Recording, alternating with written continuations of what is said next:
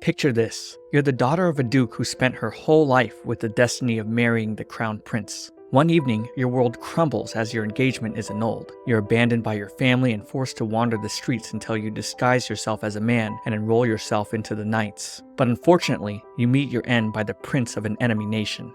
However, that was the 6th time you died. And returning to life for now the 7th time, you somehow find yourself getting proposed to by the very same prince who killed you. This is the exciting plot of 7th Time Loop. The villainess enjoys a carefree life married to her worst enemy. So let's get started and watch the story unfold. On a night filled with rain and thunder, soldiers clash blades entangled in a war. A man in black, seemingly unfazed, strolls through, slashing everyone in his path with ease. The knights in white shout amongst themselves that the princes they serve have yet to escape because they're too young to flee swiftly, but they must hold out until the bell signals their escape. The knights brace themselves as the cause of war, Emperor of Gaokine Kingdom, Arnold Hein, calmly approaches them. The knight with pink hair readies her blade, and the troops advance, attempting to strike the enemy emperor, but he dispatches the first few with very little effort. Then, as the pink and red-haired knight trade blows with the emperor, he finds an opening. However, the red-haired knight takes it on, hoping to help the female knight escape.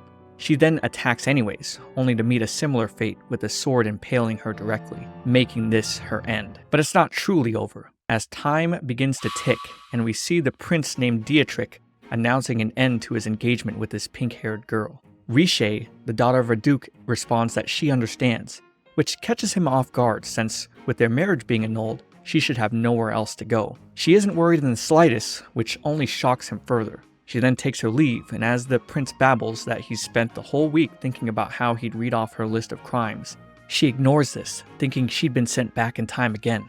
She's experienced this all before, not once, not twice, but now for the 7th time she's relived her life. Even now, she remembers her very first life, where the prince had ended their engagement and exiled her from the kingdom with no real explanation. Her parents had abandoned her due to their oath of loyalty to the crown. Even though the accusations were completely false, she screamed and begged, but to no avail. She began wandering aimlessly until the Aria Trading Company of merchants spotted her. Looking at her expensive silk and jewelry, the chief asked if she wanted a ride to the next town over. He could tell she was from a duke's house, and before he could finish, she offered to sell her ring to him.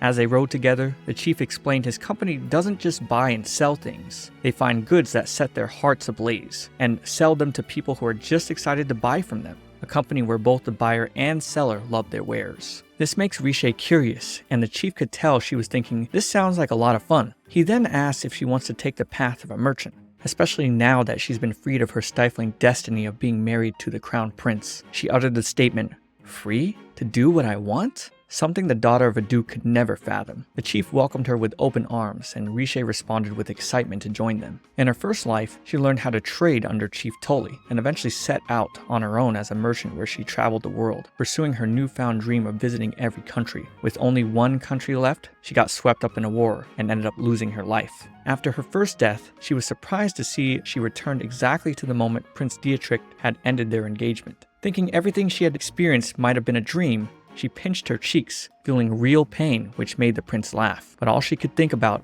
was how this wasn't a dream, and she needed to hurry to her mansion before she got locked out. She headed home and packed her bags, thinking if she had more stuff initially in her first life, she could have grown her enterprise more quickly. With her luggage, she headed to the same spot she had met Chief Tully in the Aria Company, only to find out it was past the time they were supposed to arrive. She was too late, all because she had gone home to gather her things. She went through her stuff and found a book left by her grandmother containing pictures of foreign medicinal plants. At least this time, Riche had money, so in her second life, she sold all her possessions and traveled across the sea in order to study medicine. She gained knowledge of where medicinal plants grew and knew when epidemics would spread. She was able to put the experience she gained from her first life to good use. Riche eventually went to the kingdom in the north, where she had saved the sickly Prince Kyle. She found her life as an herbalist fulfilling and incredibly rewarding, but just like her first life, she was swept up in a war and died. In life number 3, she quickly accepted and complied with Dietrich's proposal annulment. This time, she sought after Dr. Michael Evan, who was serving Prince Kyle during her second life. He expanded her knowledge on medicines, and eventually she parted ways with him to further her research,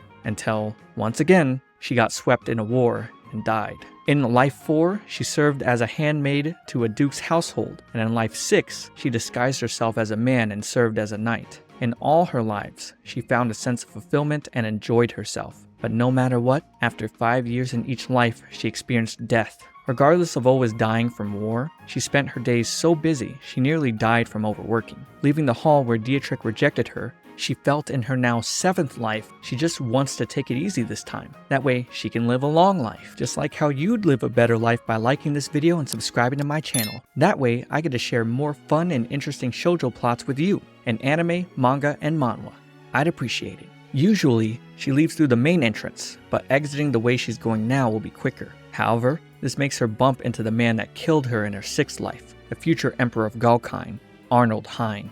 She screams "Emperor" when she realizes who it is, but he's surprised that she knows his identity since it's his first time in the kingdom. She then politely introduces herself, making the excuse that his reputation precedes him. He then wonders why she calls him Emperor since right now he's just the crown prince. But with no way to explain, she just apologizes, saying she's flustered right now having been rejected by Prince Dietrich. She tells him she must hurry to get her belongings before she gets locked out of her house, and runs to the balcony where she takes off her shoes and jumps down to the ground. This leaves the prince surprised at the spectacle, watching her break her heels so she can walk more comfortably. He chuckles a little and tells his attendant Oliver to ready his horse, because he's going to go after Riche. As Riche wanders in the dark, she notices her body has too little endurance and thinks she'll have to train it all over again. She spots the townsfolk all gathered, and when the knights see her, they tell Prince Dietrich she's arrived. Dietrich approaches in order to berate her, saying it's justice for him to judge her in front of his people. But she can't help but think this is one of the most annoying scenarios. If she arrived a little later, she could have avoided seeing Dietrich's stupid face again, but must now instead endure embarrassment. Prince Dietrich believes she must be in complete despair due to the annulled marriage. However, he couldn't be more wrong. She asks if he's stupid, given her unfazed demeanor. She explains she's not saddened at all, which causes the townsfolk to wonder if Riche was actually the one who had ended the engagement, since the prince looks more hurt than she does.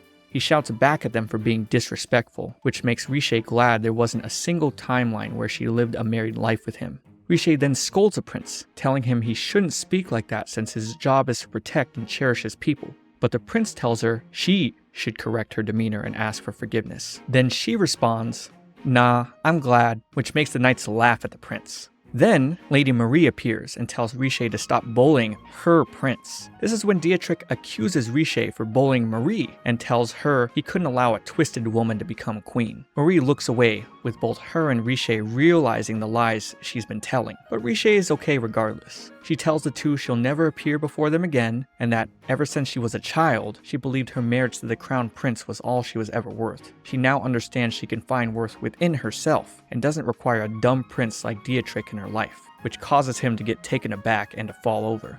Riche then tells Marie that even though she's lied about everything, she doesn't resent Marie at all. She knows Marie is trying to marry the prince for her family's sake, but if she were to live a future that wasn't what she wished for, there'd be no point to it, making Marie reflect a bit on Riche's words. Riche puts her hands on her chest, telling Marie she should be able to find both happiness for her family and herself at the same time. That way she can live a life where she's always smiling. Riche then takes her leave, and as she walks away, a hand grabs her shoulder, causing her to reflexively draw a blade and clash with none other than Arnold Hine. He questions where she learned her sword skills from, but she refuses to answer, saying it's a secret. She then adds that her skills aren't worthy of praise, since Arnold was most likely holding back in his strike. Prince Dietrich tells him to get away from Riche, but she tells everyone to stand still, as they are in the presence of the crown prince of Galkine. Everyone knows about the beast prince that single-handedly annihilated a troop of knights. She then asks why he's here, thinking that this same man will one day cause a war that envelops the entire world, a war that always seems to end her life. To her surprise,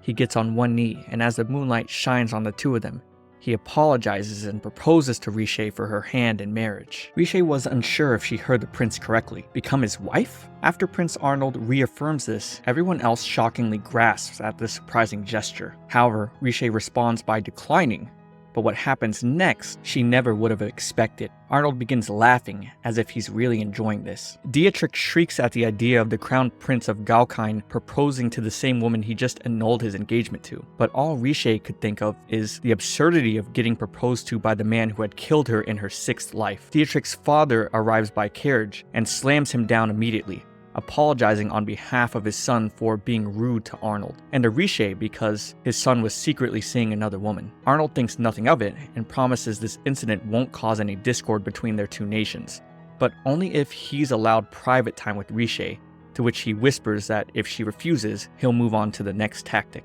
Across each other from a candlelit table, Riche asks the prince what he's plotting. He responds, "Nothing, I've completely fallen in love with you. That's all." And this confuses Riche. Arnold proclaims with her engagement broken, there's no one left to take her in, and she thinks he'd be right if this was her 1st life. But with it now being her 7th, she now knows life has infinite opportunities. In front sat the future savage emperor, the invader. In every life she's lived, he instigated a war. She wonders if she stays by his side, will she learn his reasons? To continue their marriage, she makes a few demands for him to follow. And of course, if it's within his power, he agrees to make her wishes come true. 1. Riche wants everything for the wedding ceremony procured through the same trading company she worked with in her previous life. 2. After marriage, she wants her own space to receive guests from other countries. 3. She wants the two of them to live separately from the current emperor. And 4. The most important point she must absolutely have: to live lazily around the castle without obligations or any work at all. But even with all of this, the prince can't help but smile. And then she also requests that he doesn't touch her at all. Later, the two head out by carriage with Arnold glancing at her, but Riche only stares outside the window. They travel various parts, enjoying the scenery. Riche even gets to enjoy some flower picking. As they continue the ride, Riche draws her blade from her sleeve, questioning why the prince is approaching her when she told him not to touch her. He was just trying to take back his sword that she seemed to sleep so comfortably with. Riche then shrieked, apologizing for her rudeness, but Arnold was surprised she could sleep slumped over a sword for support. However, Riche was thinking of the embarrassment of sleeping on the same sword that impaled her.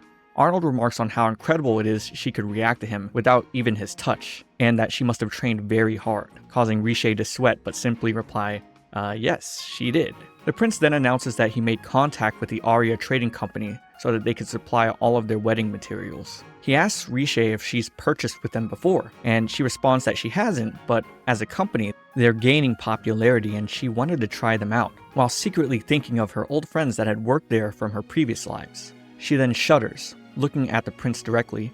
She never realized how handsome he was. Seeing her in a daze, Arnold asks what's wrong, but as Riche is about to say it's nothing, the carriage stops with enemies attacking outside.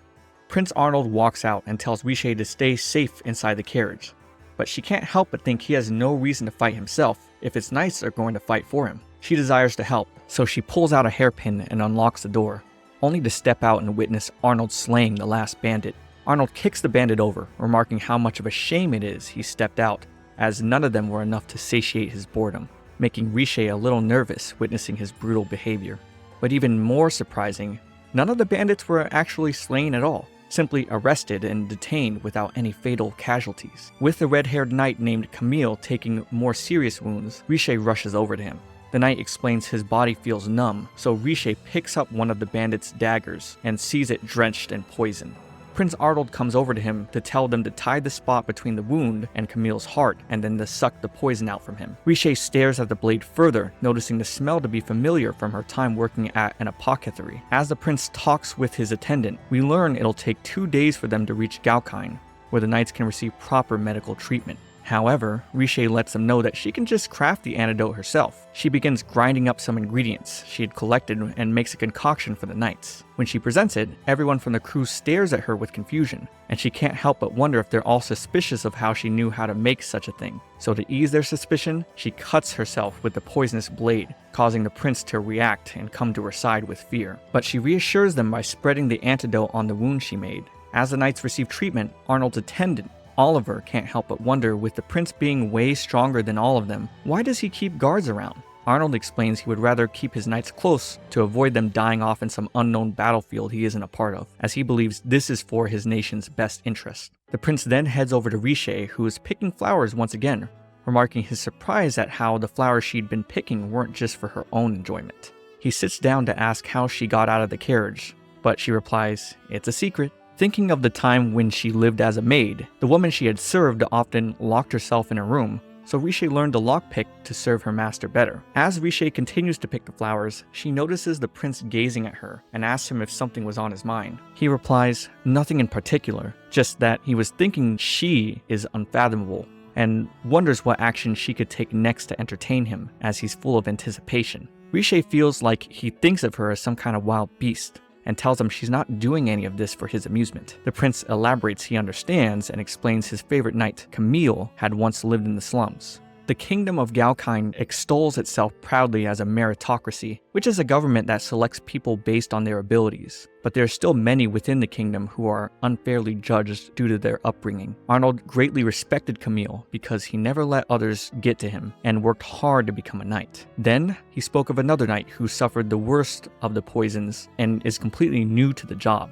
But this new knight also worked himself day and night for the sake of escorting the prince and his new fiancée. Riche is impressed that Arnold knows so much about his knights, but none of this is a surprise to him since he's chosen all of them personally as his retainers, causing Riche to blush a little at how thoughtful he really is. The next thing he does really throws her off. He thanks Riche for saving his knights, causing her to flash back to when he was the vicious emperor who burned everything in his path, making her believe she couldn't comprehend the prince in front of her to be the same man. Could this all be a ruse? She then says, "It was nothing," and plays off her herbalism skill set as something she just happened to know. She then asks why the knights were so wary of her. So Arnold explains that they had heard she was a lady who had her engagement broken off recently, and wondered if their prince was marrying some kind of villainess with all sorts of schemes. She acknowledges that would make sense, and then asks what the current emperor, Arnold's father, had heard of her. Arnold had only told him that she's from a ducal house with connections to the royal family, and previously a fiancée to the crown prince, and that because he had fancied her, Arnold stole her away.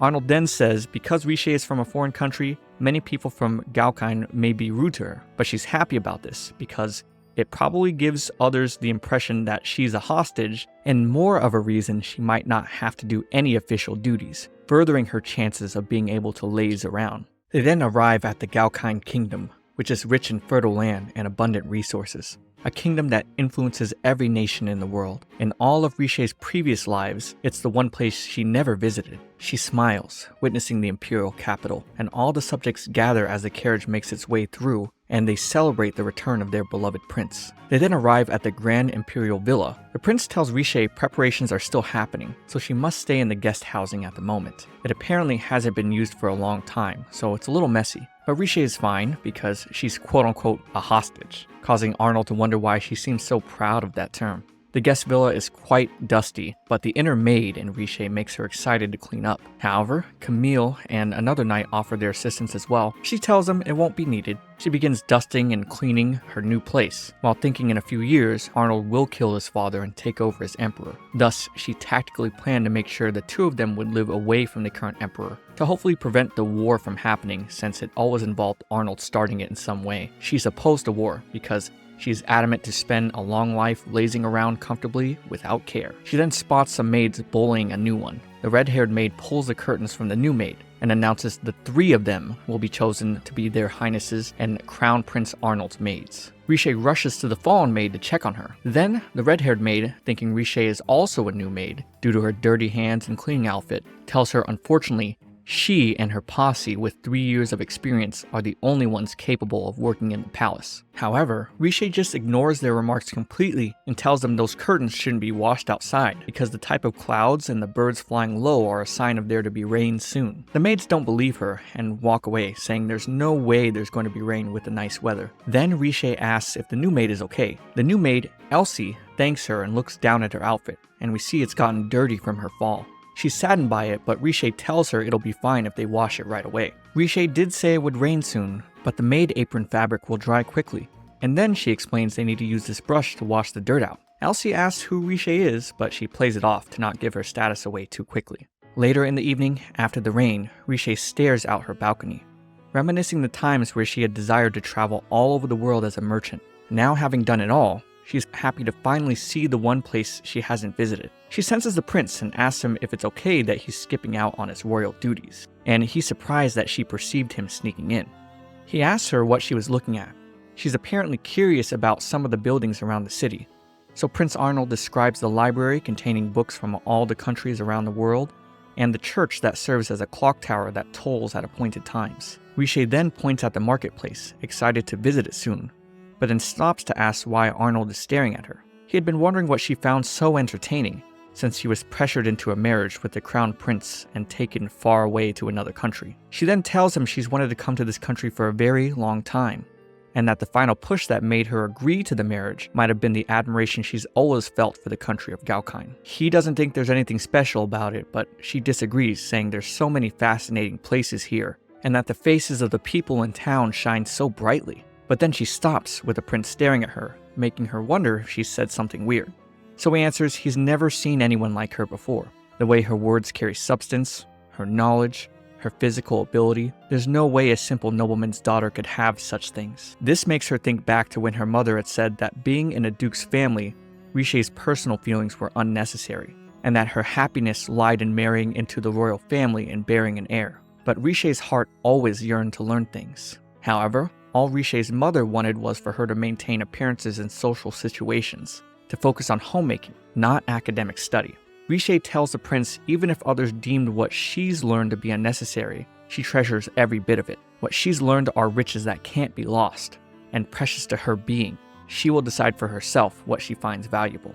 The prince acknowledges this, causing her to grow wide-eyed. He touches her cheek, and looking her in the eyes, tells her she should do whatever she wishes without constraints, and promises to support her with anything as a sign of his love and devotion. She asks why, and he responds like he said earlier. He's fallen completely in love with her, but she thinks he must be lying.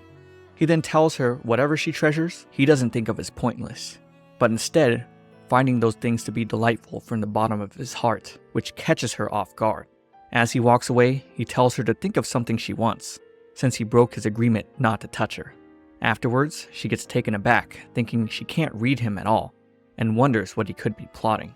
The next morning, Riche awakens and stretches to the morning light, brushing off yesterday's incident with Prince Arnold. She's startled to hear the voice of Oliver calling for her, so she quickly gets dressed and meets him at the door, panting, a little out of breath. This is the only time it seems he can get out of the office, as everything is busy attending to the needs of the Galkine kingdom. However, he's not as busy as Prince Arnold, who hasn't even been able to get a nap in, because he's been trying to complete all the work that's been piling up from his visit in Riche's home kingdom of Hermity. Riche feels bad, but Oliver says there's no need to. The prince originally had no intentions to marry anyone, and he's happy to see Arnold has finally chosen a wife for himself. Riche then holds her arms out and tells Oliver he can look at her all he likes, since it seems he's been examining her this entire time. But he apologizes since it's kind of rude to do, and is surprised that Riche is as keen as the prince had said. However, Riche commends him for loyally serving the prince. Upon finding out that Oliver has been serving the prince for over 10 years, she figures he must know Arnold the best. So she asks Oliver why the prince has chosen her to be his wife, but she wasn't expecting Oliver to be surprised as well. He's never seen the prince so happy, never seen him smile so open and honestly, except around Riche. Only she feels like she's being treated as some sort of toy. Oliver laughs, causing Riche to think there's no denial of her statement. Getting to what he came for, Oliver presents the list of honored guests for the wedding ceremony. Various important names such as Princess Harriet of Sigil, Duke Jonal representing the Kingdom of Domana, Prince Cao of Coyoles, and then Oliver presents the list of attendees for tomorrow's party, an event that Riche was completely unaware of. Tomorrow evening comes. Many carriages arrive at the Galkine Kingdom estate, the finest food prepared by the chefs. We see the prince handling his paperwork until he hears a knock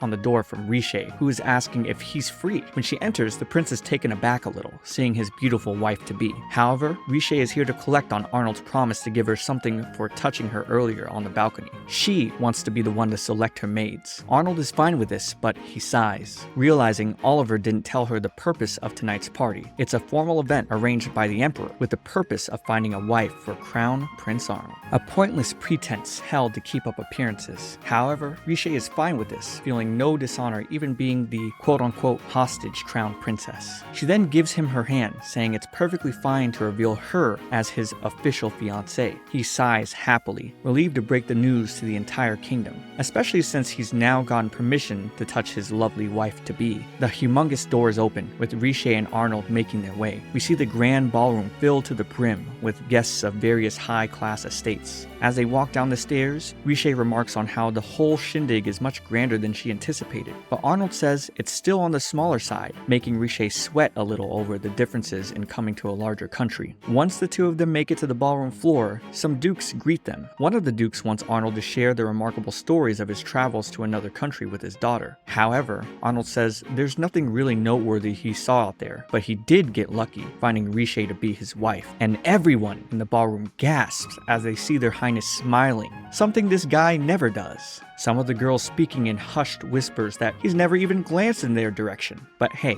it's probably because most of them are mid with unnoteworthy personalities. Riche can tell many of the people here are experiencing curiosity, jealousy, and ulterior motives, but compared to having her engagement broken in front of everyone, this truly feels like nothing at all. She graciously bows while introducing herself, and everyone stares in awe at the beauty of her courtesy. Arnold smiles and tells everyone that since his future wife has just arrived from another country, she has no one to rely on, so he'd like them all to accommodate her nicely. As the two walk through the crowd, Riche whispers that there's no need to provoke the other ladies by calling her his future wife, but he replies it's better to be as apparent as they can. She asks, "Be apparent about what?" And he responds, "The fact that I will protect you no matter what happens." This makes Riche frantic inside. Protect her? Did he really just say he'd protect her? The very same man who killed her? She quickly turns and says he's the one who's probably the most dangerous to her, especially because she can't match him in swordplay. To quell her fears, he offers himself as a partner for sword sparring when they're free, which gets Riche really excited knowing she could receive sword training from the beastly prince. Arnold happily responds that she always replies in ways that exceed his expectations, all while she's thinking she can learn the attack method behind Arnold's fearsome sword techniques. With the ballroom's music startling Riche, Prince Arnold tells her that there's no need to force herself to dance. But since she's here anyways, she also wants to enjoy herself. The two join hands and Arnold pulls her in as they dance to the music.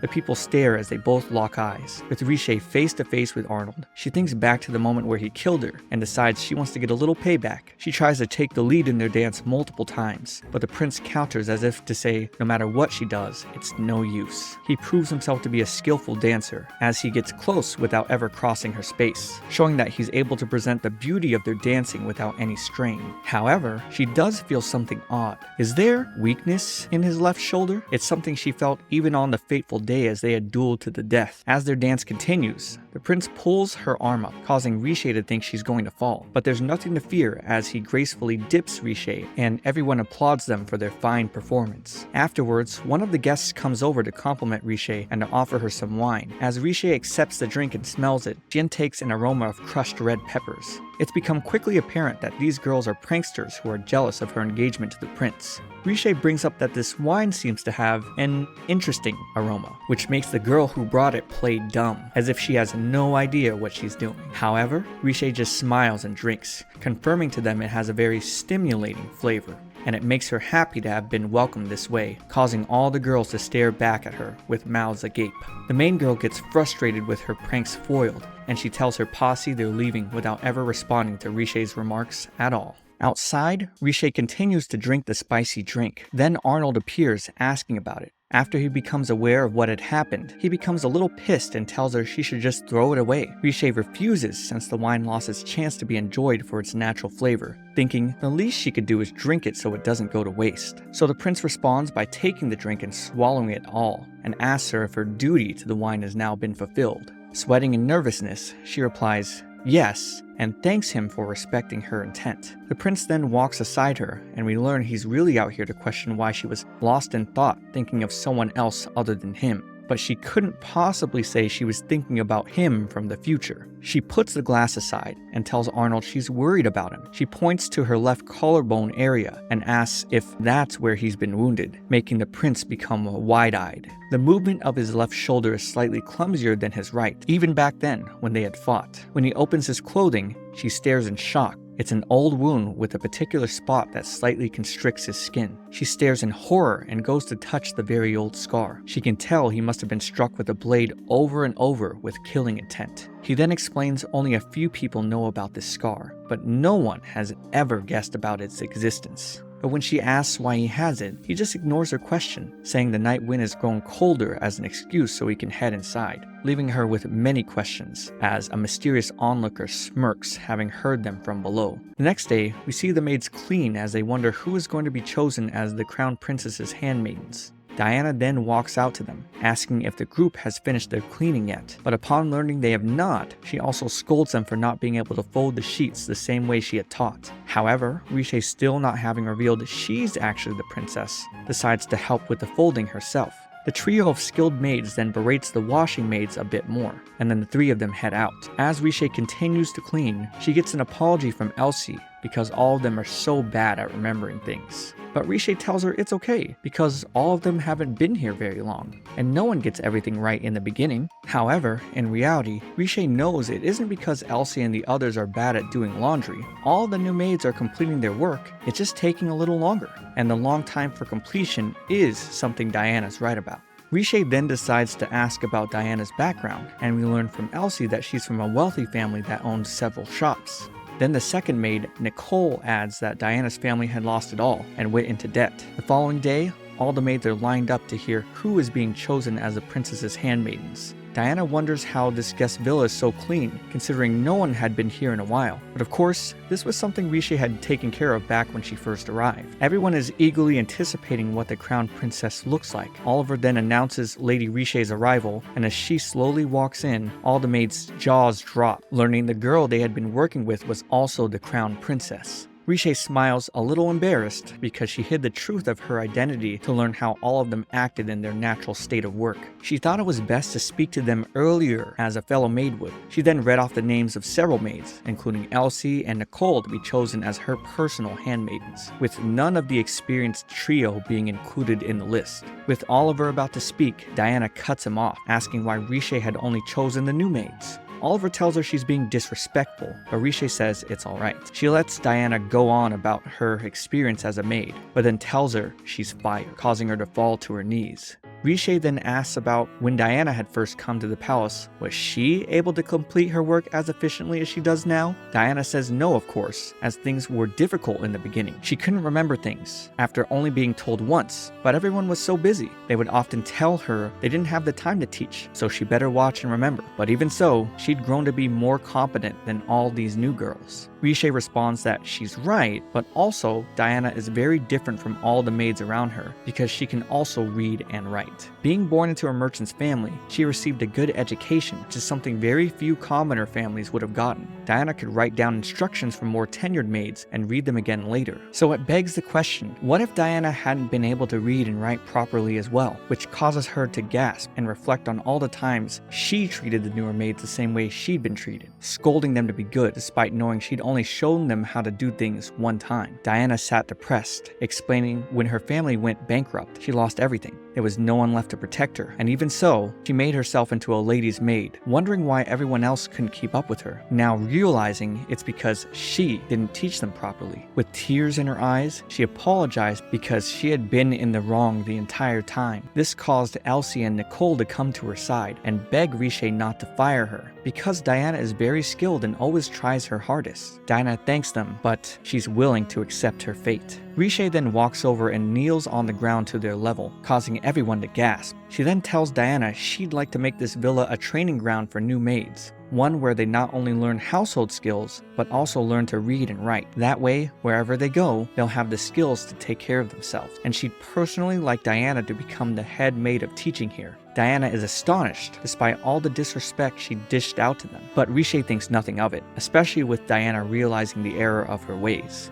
Then, back in Arnold's office, Oliver gives his report on what Riche had done to the maids, but Arnold already already knew that Riche would cause some kind of havoc, but both of them were quite amused with her actions, and Oliver remarked that he wonders what sorts of things she'll accomplish for their country. Arnold simply replies that he didn't get engaged to Riche to benefit the imperial family or the nation, but because he fell in love and wanted to give his beloved whatever she desired. We then turn back to Riche, who is reading the maid teaching materials that were created by Diana. Riche hands them back to her, quite pleased with what she's presented, and Diana is overjoyed at all the fun she's having, thinking of all the best ways to teach everyone. Elsie then appears, telling Riche it's time to be ready since her guest is coming soon. And as Diana begins her leave, we see the relationship has improved between her and the new handmaiden, Elsie. Elsie dresses Riche and prepares her hair in the best way to complement the outfit. Riche had chosen her best outfit out of respect to meet with the merchant who had taught her everything in the very beginning of her first life. The man she sits across from being none other than Kane Tolley, the boss of the Aria Trading Company. The man before her introduces himself as Kane Tolley, the chief of the Aria Trading Company. And even though to him they're meeting for the first time, to Riche, he is the man who taught her everything about being a merchant 6 lives ago. And even now, he's just as impressive as ever. Even making eye contact, she feels as if Kane can see right through her. However, since she does already know him, Riche is confident that she has the upper hand. After all, in order to avoid war and live a long life, she needs his help. She reminds him that Prince Arnold is ordering all their wedding materials to be ordered through the Aria Trading Company. And even though Kane is grateful to both her and the prince, when she asks to see some of Kane's wares, he tells her he doesn't have a single item he'd sell to her. She stares, a little flabbergasted at his statement, but Kane tries to clear this as a misunderstanding. He tells her he doesn't have a single item that would match up to her expectations. She can't simply just be a customer of theirs, and she still wonders what he means by this. Kane senses that for some reason, he feels Riche is staking her life on the two of them doing business together. Even with all the people he's ever met in his life, he's never met anyone with a strong resolve as the woman before him. He tells her once again he'll decline doing business with her. Even though Riche tries to stop him just to speak a little longer, he says his goodbyes. Later, as Riche decides to work on one of her gardens, she thinks back to when Kane had told her to become a merchant who can pick her customers, and that she needs to offer wares or other value that those customers can only get through her. Kane's philosophy is that he chooses his customers, but sadly, Riche couldn't make Kane choose her, but she knows she'll need his connections for when the Aria Trading Company becomes the largest in the entire world. One of the knights assigned, Camille, asks Riche why she's working on a garden since she's a crown princess. She responds that since the prince gave her this land, she felt like growing medicinal herbs. That way, she'd be able to make all sorts of medicines, leaving the two knights flabbergasted seeing her to do work that's unbefitting of conventional royalty. Riche goes back to contemplating her interaction with Kane. Was he just being cautious of her? He's a careful man, but he also loves an all-or-nothing gamble. What could she have missed? This is when she flashes back to him saying, "We're thinking of forgetting our work for a while and spending a few days enjoying the sights." And it hits her. She decides to end her gardening session and go rest in her room. Later that night, we see one of Kane's employees asking why he turned down Galkine's crown princess. Kane just laughs and replies if they did accept her on, they'd see heavy losses. But upon entering where their company was staying, the two are welcomed by Riche in disguise, who had just finished beating all the other Aria employees in a drinking game. Kane is astonished to find Riche had beaten all his men. He then tells her her hair dye is quite pretty and asks how she came about it. Riche knows her pink hair tends to stand out a bit, so she had to pick a more plain color. She tries to offer her secrets for making hair dye for the chance to do business with his company, but he laughs, saying, "Of course not," as he knows she's brought something far more lucrative. Riche sweats a bit, with Kane having caught on to her again. The negotiations begin. Kane just openly tells her he wants her to stop with all the "I want to dress for my wedding" charade, and Riche accepts, knowing the obvious tricks won't work on him. He's happy with this and tells her something has been on his mind since their first interaction, that Riche shouldn't just be a client but a trading partner with him instead. But he doesn't want to help anyone with any plans if he doesn't know the full scope of them. However, he is quite dedicated. He promises greater profit margins than she's ever imagined, as he asks her to spill every last detail of this money-making scheme of hers. But she can't tell him. Even so, still wanting the Aria Trading Company as her ally. Kane tells her it's interesting how she wants him to enter a contract without being told anything, even though it isn't even certain that he'll profit from it. This is the type of deal traders hate the most. However, she tells him she'll prepare compensation, but this only makes Kane reply sarcastically saying, "You're telling me to trust you when you say I'll make a profit?" A fine idea. But Riche knows within the next few years, the crown prince of this nation will wage war on other countries. She's formulating a plan to stop him, but that's not something she can tell Kane yet. Kane becomes a little impatient with her, but as he's about to tell her, the most important thing to him is results and proof of performance, she actually finishes his famous motto, something he wasn't expecting to hear. She then tells him she'll think of a business that'll prove successful here in the capital, and that if he deems her trustworthy because of it, that he can reevaluate his decision at that time. The room goes silent for a second. Then Kane bursts out laughing. He enjoys the idea of her earning his acknowledgement by coming up with a profitable idea. Riche knew he'd enjoy the idea of a gamble. He then gives Riche a week to show him her resolve. With the battle on, Riche leaves Kane with the medicine for his employees to take for their hangover. Kane has no idea what it is, as he's never heard of any medicine like that before, but Riche assures him he'll understand once he uses it. She then makes it back to her balcony after sneaking out all night. However, when she enters, she begins to sweat. Hearing the voice of her prince saying, "You were out late," she asks him why he's here, and Arnold explains he heard the Aria Trading Company turned her down. It felt strange. Why would a simple trader reject the request from a future crown princess? Since Arnold was the one who suggested Riche spend her time however she likes, he finds it unreasonable to criticize her actions. He then gets up and slowly walks towards her, making her move back, such that her back presses against the door. She then gets wide-eyed as Arnold puts his hand against the door. He's surprised that even she could look so scared when facing a man alone at night, even though she had never shown much fear before. Riche then apologizes since sneaking out of the villa alone at night is unbecoming of her position as his fiancée. She doesn't mean to damage his reputation, but Arnold doesn't care about that at all. He was actually worried about her getting hurt, something that Riche wasn't expecting. He then tells her whenever she visits town, he'll go with her, which throws her off again. As he walks away, reminding her she's free to do as she wishes, she says she couldn't possibly ask him to go along with her selfish behavior. However, even though Arnold told her she's free to do what she likes, that didn't give her permission to freely put herself in danger, which actually gets Riche to blush with her prince indulging in her so much. But he understands that even if he did try to restrict her, she'd just slip out quietly anyways, as he comments on her dyed hair disguise. He feels it's just better to give her permission and go along with her, and when he laughs, Riche can tell he really seems to be enjoying himself. Arnold then asks what happened between her and the Aria Trading Company. However, she just responds by asking if he's hungry. He sits and watches her as she prepares some soup.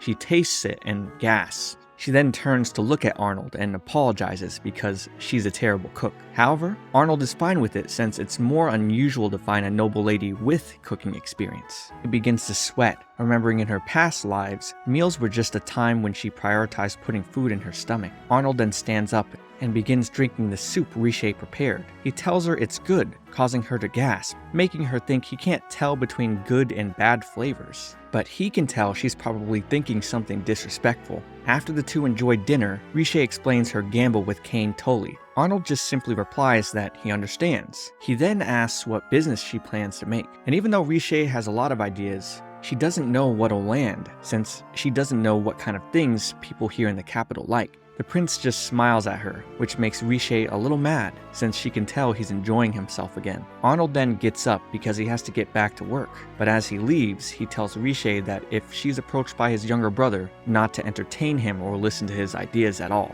She then asks if there's something she should know, but he leaves without elaborating anything. In her library, Riche reads about the capital's basic demographics, such as male to female ratio, population age, and changes in economic development. She gardens in the morning, checks the maid's teaching materials in the afternoon, and prepares for her wedding on a daily basis. She knows this means she won't be getting any good sleep for a while. Back in Arnold's office, Oliver wonders about the midnight snack he had with Riche. Arnold thinks of when Riche said she was a terrible cook, but smiled, saying the food was actually quite good. Next morning, Riche finds herself a little exhausted from all the research she did last night. She then suddenly sees someone sleeping in her garden, and the knights tell her to head back to her room. But she couldn't help but think black hair is rare in their country. The boy wakes up and says he's pleased to meet his lovely older sister. He apparently sent so many letters saying he wanted to meet her, but Arnold didn't send a reply to a single one of them. The The boy laughs, telling them not to be so tense. After all, he's Arnold's younger brother, Theodore August Hein,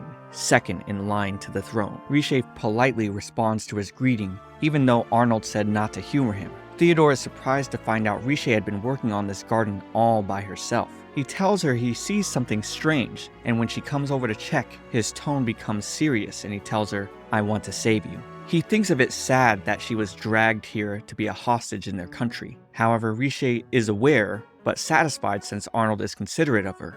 Theodore's demeanor then becomes playful again as he says his goodbyes. As Riche walks through the halls, she thinks of when Theodore introduced himself as second to the throne. That's not something a person would say to their older brother's fiancée. Riche then asks the two guards if Arnold and Theodore have a good relationship with each other. However, Camille tells her he isn't allowed to disclose that information. She knows she'll have to deal with their situation at some point, but for now, she has to focus on her negotiations with Chief Tully. She then walks in on Arnold telling someone that the kingdom's military forces will only be used to protect the people. The man asks why Arnold is ignoring the regional lords just to protect the commoners. Arnold replies that the nobility have their private armies, and the fact that the kingdom provides the funds to maintain them should be more than enough. The man tells him to reconsider, especially since Arnold's father will not be happy with this decision. However, Arnold refuses to argue, telling the man to know his place. He then looks at Riche, who looks back at him to cheer him on, implying Riche agrees with his sentiment.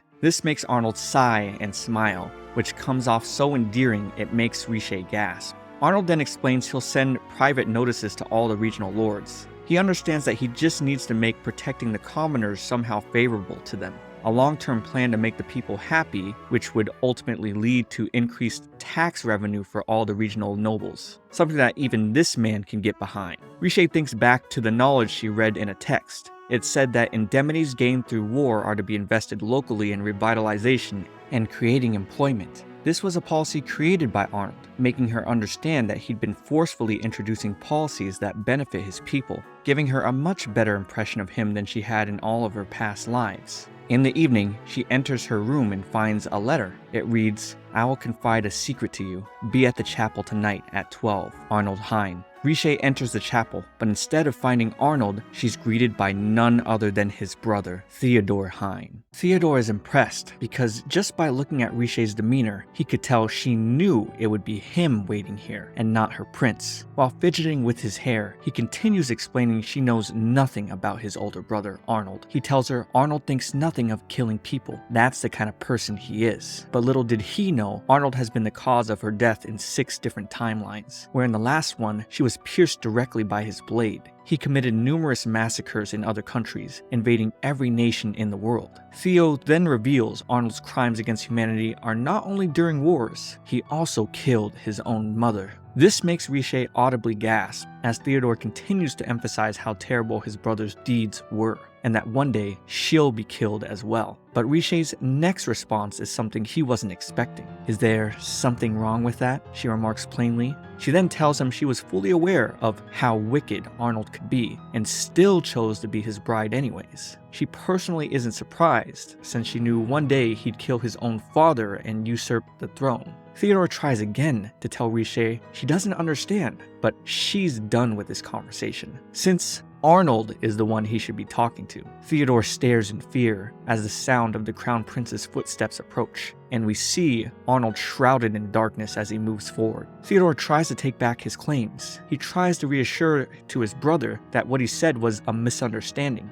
It isn't how he really thinks, but Arnold simply replies, "Theodore, I believe I ordered you to stay away from Riche," in the coldest tone. Theodore's eyes widen and he grabs his shawl, completely shaken. He apologizes. However, when Arnold tells Riche it's time to go, she pleads for him to speak with his brother for just a moment. He tells her there's no need, making her get a little nervous, but she also complies. She then notices Theodore giggling to himself, and he utters under his breath, "Your relationship with him is just as I thought, sister." His demeanor changes back to a regretful facade as he apologizes to Arnold and tells him he won't say anything mean to Riche anymore. As he takes his leave, he tells his brother he's happy since it's been so long since he'd seen Arnold up close. Arnold then reminds Riche he told her to stay away from his brother too, but she replies since Arnold's name was used, she couldn't ignore it, though she only gambled that he'd show up.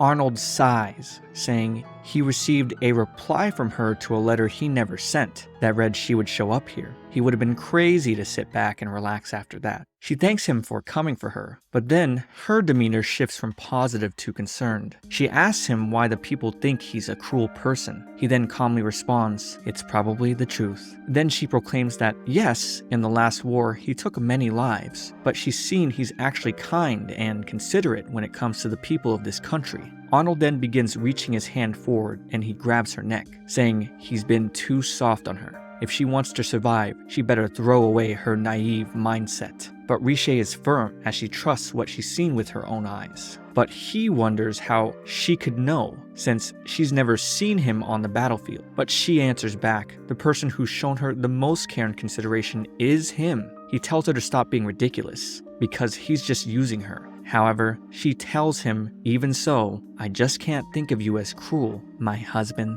A phrase that shakes Arnold's core as the two lock eyes. He wonders how Riche could have such resolve. He sees it in her eyes sometimes. The eyes of someone standing on a battlefield. The eyes that speak, if it means that I can stay true to my convictions, then I don't care if I die here. Her eyes tell him she's someone who has that kind of resolve. He then moves his hand to her cheek and acknowledges she seems like someone who would fight to the end. And the times that he had to kill a person with that same kind of resolve were his most terrifying moments of war. This makes Riche's eyes widen. She was shocked that there were actually things that frightened him too. She then tells him she has dreams where she's killed, and when she's awake, she knows she's alive, but sometimes she feels very afraid, worried that the truth is she's actually dead, and the world she's living in now is only a long dream post-mortem. She's shaken again because she didn't realize she had these feelings inside of her, but even so, she's made up her mind. No matter how this life may end, she doesn't want to run away, because what she carries within her is the resolve to live as his wife. Nothing more than that. Arnold gives a smirk,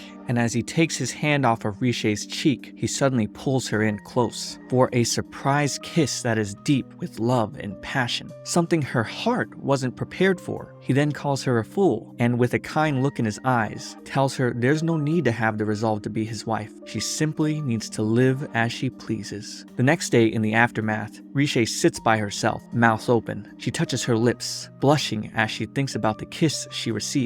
She couldn't comprehend these feelings, but she kept wondering what he meant when he told her there's no need for her to have resolve to be his wife. Elsie comes up and asks if she's been able to sleep at all, since it seems like she's working all the time. Riche then tells her she's perfectly fine, while deep down, knowing she's at her limits. Elsie then spots Riche's painted nails and remarks at how pretty they are. Apparently this is the merchandise she's going to propose to Chief Tully. She has Elsie sit down, and as she begins painting her nails, she explains, in the East, they have a country of staining their nails with dyes made from flowers. With that as inspiration, she tried adding color to nail strengthening medicine. That way, one could enjoy being stylish even while scrubbing and washing, since their nails would become more fortified. But also, for people to keep their nails strong, they should be eating meat and fish. Elsie then remarks she'll use some of her pay to buy some sometime, but she can't spare too much money since it's all she has to feed her younger brother and sister. Riche then surmises this nation has a deeply rooted poverty problem from Elsie's family situation, but still continues to paint her nails, something that Elsie can't help but admire their beauty, a sparkling Elsie has never seen before. She then offers to paint Elsie's nails with her favorite color, but Elsie tries to hold back,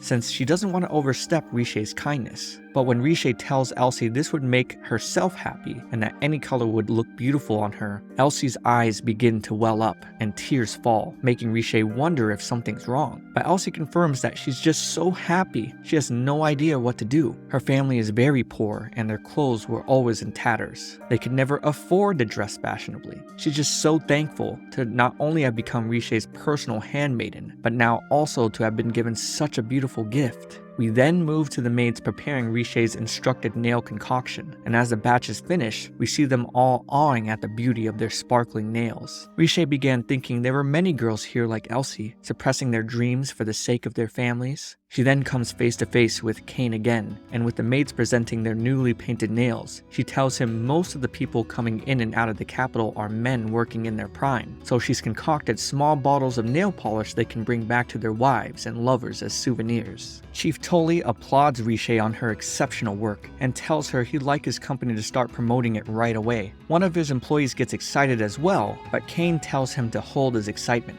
As he explains to Richet, he'd likely sell it as a highly priced product intended for nobles, but it's clear to him she doesn't want to do that. This is when Richet starts the business dealings on her terms. She explains 3 years ago, Prince Arnold had established minimum wage in this country. Cain is surprised to find out Arnold was the one who enacted this, but understands its drawbacks are it can only benefit those able to get employment. Richet confirms this and then explains the nail polish isn't costly to make, but it will require a lot of manpower to create large amounts. So, she wants large-scale hiring to be of the poor folk from the slums, making both Elsie and Camille gasp as they both come from slum family backgrounds. Richet then says she'll only reveal the secret to making the nail polish if Cain agrees to her conditions. Cain then drops the paper and tells her he's disappointed. Camille calls out Cain's insolent remarks, but Richet has him hold it. Cain then sarcastically retorts that if she wants him to perform charitable acts, she better wait until he quits being a merchant and decides to become a clergyman.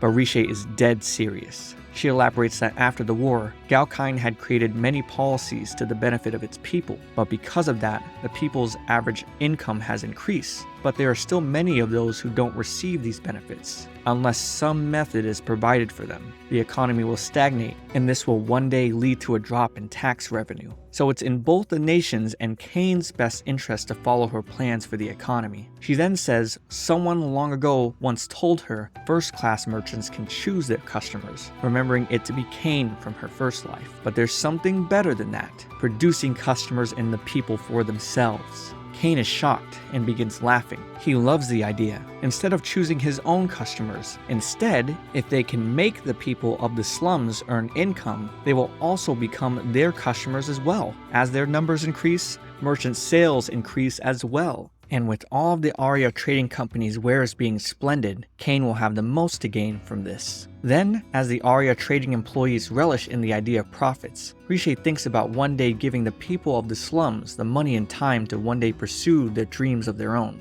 as she stares at Elsie, who is completely taken aback. Right now, as Crown Princess, she needs to create businesses that will bring prosperity to the people of this country. Cain is pleased, but honestly tells Richet she's too earnest, as he's already begun to plot how he can exploit her kindness and wring her dry. But she knew he might not accept her proposal so easily. She wanted to avoid using her ace in the hole, but she's left with no choice. She then pulls out a document that even gets Cain startled. One of his employees asks him if he's alright, but Cain gestures him to stop. He wonders how she could possibly have this. She apologizes as she had to use special methods to find this out. Those methods being that in her past life, Cain's younger sister, Aria Tully, was really ill. He knows that nothing is strange about that information leaking, since he's gone to many doctors to have them research her condition. Then when Richet explains that she's been cultivating many plants to create a medicine that could cure his sister, Cain gives a shocked look. He's in complete disbelief because Richet isn't a doctor. But she cuts off his words, reminding him of the hangover medicine she gave to him the night when she was in disguise. Cain's men remark that they had terrible hangovers after losing to her in a drinking battle, but after that medicine they took, they all felt better right away, but are now shocked to find out she was the one who had created it. Cain then sighs and covers his head. He recounts that he's always told his subordinates to become merchants that can create their own customers, but now is surprised to have found Richet turning the tables on him. Up until now, this had all been a test to figure out whether or not he'd choose to work with her.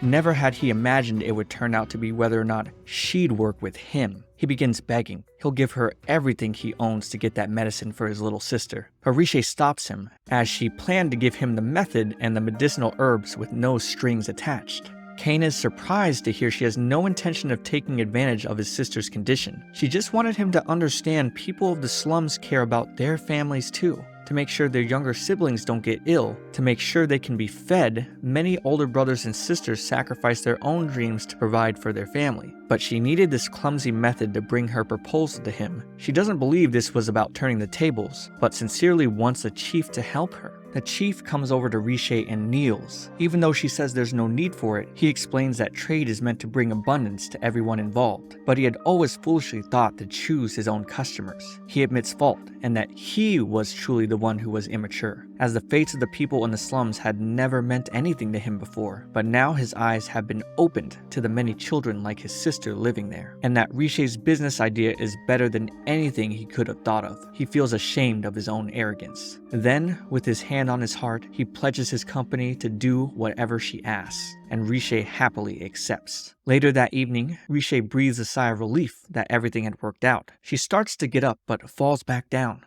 causing her guards to come check her condition. She asks them to bring Elsie to her, and later that night, Oliver heads to her room after learning about her current status. But when they walk in, they find no one there. Because in a tavern, we see Prince Theodore removing his hood, thanking both Elsie and Camille for abducting Princess Riche for him, as she lies passed out in a dark storage area. It's nighttime in the slums of the capital, in the kingdom of Galkine. Riche lies passed out and awakens as Theodore, Elsie, and Camille enter where they've kept her. Theodore tauntingly asks how his older sister is doing, getting kidnapped by the maid you took such good care of, you poor thing. And with his haughty remarks, she nervously asks why he would do this to her. To Theodore, it is all to make his big brother angry, of course, because up until now, Arnold hasn't been giving him any attention, except now that he's interacting with Riche. He feels Arnold is finally looking at him, finally turning his angry emotions towards him. This realization gave Theodore what he called a sense of peace deep within his heart, and he begins laughing maniacally. With soft eyes, Riche remarks that Theodore wants to be closer to his brother, doesn't he? This makes Theodore's laughter come to a stop as he audibly questions what she means. He's done talking about this, and as he takes his leave to go mess with his brother, he tells Riche to enjoy her time here. Riche flashes back to earlier, where she had fallen from exhaustion due to the late nights staying up and winning her negotiation for business with Cain Tully. Elsie and Camille were the first ones to see and offer to take care of her. However, when Riche heard both of their offers to help, she immediately asked if Prince Theodore ordered the two of them to do something to her, which surprised the both of them and led to Elsie asking how Riche knew. Riche deduced this after the letter she received from Prince Theodore the other day. Who else entered Riche's room regularly other than Elsie? Also, she's the only maid here from the slums. Camille was also raised there too, and Riche knew that for many years, Prince Theodore had been privately supporting all of the poor folk out there. With Riche having figured everything out, Camille plainly answers that Theodore has ordered them to imprison her, without hurting her, of course. But what she does next, no one was expecting. She tells the two in quotes to imprison her, just as Prince Theodore had ordered, which left both Camille and Elsie flabbergasted. Theodore and Arnold come to meet, with Theodore playfully teasing that his brother has come to see him. Theodore just laughs because it's been so long since the two of them had spoken together like this. Then Theodore drops his playful tone, telling Arnold that he better listen if he wants Riche back. However, Arnold just calmly responds that Theodore gets to the point. This is when Theodore plainly says that he wants to be the new crown prince, and that's the only way he'll give Riche back. If Arnold doesn't comply, harm will come to her. But all Arnold does is look in silence. Theodore sees Arnold's expression as unconcerned, but feels he must still be worried. After all, Riche is important to him, but even as Arnold maintains his cold demeanor, Theodore's tone becomes angry. Theodore begins shouting because Arnold treasures Riche, shows interest and concern for her, desires to keep her by his side. Unlike Theodore himself, Theodore feels his big brother doesn't even want to see his face. He then gets face to face with Arnold with an expression of slight sadness. He knows all of this because he's been watching Arnold the entire time. But now, he just wants Arnold to say that he's won. Say that this time, Theodore has beaten him. If he could do just that, Theodore's life would be complete. Arnold then says Theodore's name, which makes him light up a bit. However, all Arnold asks is how he imprisoned Riche. When Theodore responds he just locked her in a room, Arnold asks what else. So Theodore proudly explains some rough men are keeping watch of her. and with it being on the upper floor, there's no way she'd escape out of the window. Arnold then utters back, "Oh, so there's a window, huh?" However, Theodore, annoyed, just answers there's no way she's escaping, and that if he gets too cross, he will hurt Riche. Arnold just calls him his foolish little brother, and says there isn't a single path for Theodore to win here, not even from the moment he thought he had captured Riche. Theodore just gives a dumbfounded look, thinking Arnold isn't acting like himself. But as Theodore is about to get even more mad, Arnold can hear the footsteps and says, "Here it comes." And with the door slamming open, Theodore looks mouth wide open with disbelief to see none other than our villainess standing before him, smiling. She tells him she's here to settle things, and Theodore, who shook, mutters, "This isn't possible." Arnold said he heard she was being held in a room as good as a prison, and wonders if she left through the window, or maybe she punched a hole through a wall, all saying this with a look of amusement on his face. She answers while feeling a little teased that she went through the door like a normal person. So Arnold teased her further, asking if going through a locked door that's being watched by guards is normal. However, Theodore asks if someone has betrayed him. Riche only responds by saying his name, and in a serious tone tells him she has some advice to offer him. She takes a step forward. First, when you capture a prisoner, you must never take your eyes off of them. Have at least 2 guards in the room with them at all times. As we see, Riche had picked the lock, even had a weapon strapped to her, and after quickly taking down the first guard, she slit her dress, making herself better ready for combat. The men charged after her, but one after one she easily took them down, making Theodore shrink back at the thought of it. Riche's second piece of advice? The search of a prisoner's body should always be concluded by multiple people, as searching a prisoner until they're completely nude is the most effective for finding any tools for escape. As we see her leap down the stairs, slamming one of the guards against the wall. Then, as 2 other guards had come, she smashed one of them in the face and beat the next 2 with one of the guards getting knocked down to the stairs below. And third, have the prisoner's hands shackled behind their back, even tied them to a pillar. As we see Riche face another 2 set of guards, she leaped behind them and threw her daggers at one of the guards' faces. She tells Theodore that simply tying a prisoner up is too lenient. It's much better to just break both their arms and legs, restrain those body parts, and take everything from them while a group of guards watch. With a serious look, Riche tells him that's what it means to take someone prisoner. Theodore's eyes widen. He gasps aloud, seeing how ferocious a beast Riche truly is. However, when Arnold grabs her shoulders, she softly gasps, with him teasing her again by asking why she's instructing the person who captured her. As he puts his jacket on her, she blushes, saying she's perfectly fine and concerned for his neck showing, and the sight of it surprises Theodore. He wonders where that scar came from. Then, Theodore's eyes dim in sadness as he thinks he knew that he wasn't good enough after all. Riche asks what Theodore's goal for all this was. He tries to hide his insecurity and answers to take the throne. What other reason is there for 2 people in the line of succession to fight for? But Riche doesn't buy that. She believes his objective is to actually abdicate his place in the line of succession. Theodore tries to deny this, but Riche goes on to say at first she didn't know why he would target her. And Theodore interrupts saying, "I told you, it's to make my brother suffer. If he couldn't protect his fiancée, then his reputation would be completely destroyed." But Riche doesn't believe this, as her place as a hostage fiancée from another nation makes her standing incredibly trivial to Arnold's position. She could tell Theodore had instead intended to create a commotion to disgrace himself as a criminal. She then brought up there was a period of time Theodore had ended his public work in the slums, and he responded he grew weary of the ludicrous charity work. But Riche knew that was a lie, as even recently he's been sending money to the slums, even though there isn't any evidence of public funds being used. She concludes he must have been sending his own money, that Theodore worries more for the people of the slums than anyone else, all while neglecting his royal duties. Theodore denies this, saying he just wanted to beat his brother, that's all. But Riche refutes this, saying if that were true, then he'd just attack Arnold directly. He won't, because Riche knows everything Theodore does is for his older brother's sake. But Theodore vehemently denies this. He just repeats, "You're wrong, wrong, wrong," over and over, desperately, with his palm covering his face, saying she's only spouting nonsense. He wants his brother to hate him, to despise him, to cast him out. If Arnold won't accept him, then being killed by him would be so much better. However, Arnold says that's enough. He reminds Riche he told her not to interact with Theodore. Riche tries to express Theodore's true feelings of desperate love for his brother, but Arnold only coldly answers that he doesn't care, which makes Theodore look as if his soul had been shattered.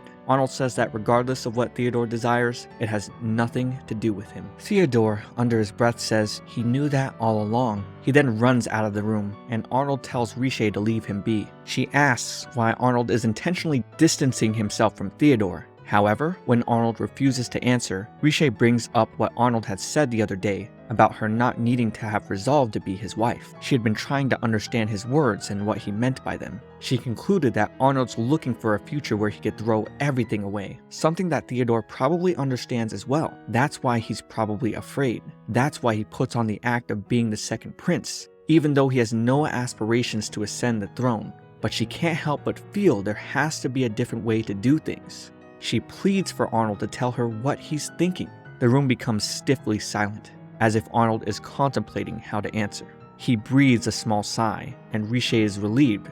She'll finally break through the beast of a prince, but becomes nervous now seeing a vicious, killer gaze, the same one he gave the night he killed her, as he says he's finally confirmed it. Riche steps back as he tells her she's quite adorable while maintaining this same look. He tells her she can't understand his intentions, so she feels confused. But ultimately, it's better she doesn't understand his heart. He reminds her once again to leave Theodore alone, and remarks that Theodore should have never gotten involved with someone like him. Riche's expression brightens as she confirms Arnold does truly adore his brother, because if he didn't, he would have never said something like that. She then asks if he ever considered a future opposite to one where he would disappear, and tells Arnold to live his life in a way that he has no regrets. She then walks up to Arnold and tells him she intends to live her life as his wife with no regrets, and walks away. She comes out exhausted as she's barely hanging on by a thread from all the events that had transpired. We then see Theodore looking up at the sky. He thinks back to his time on the battlefield as he cared for the injured.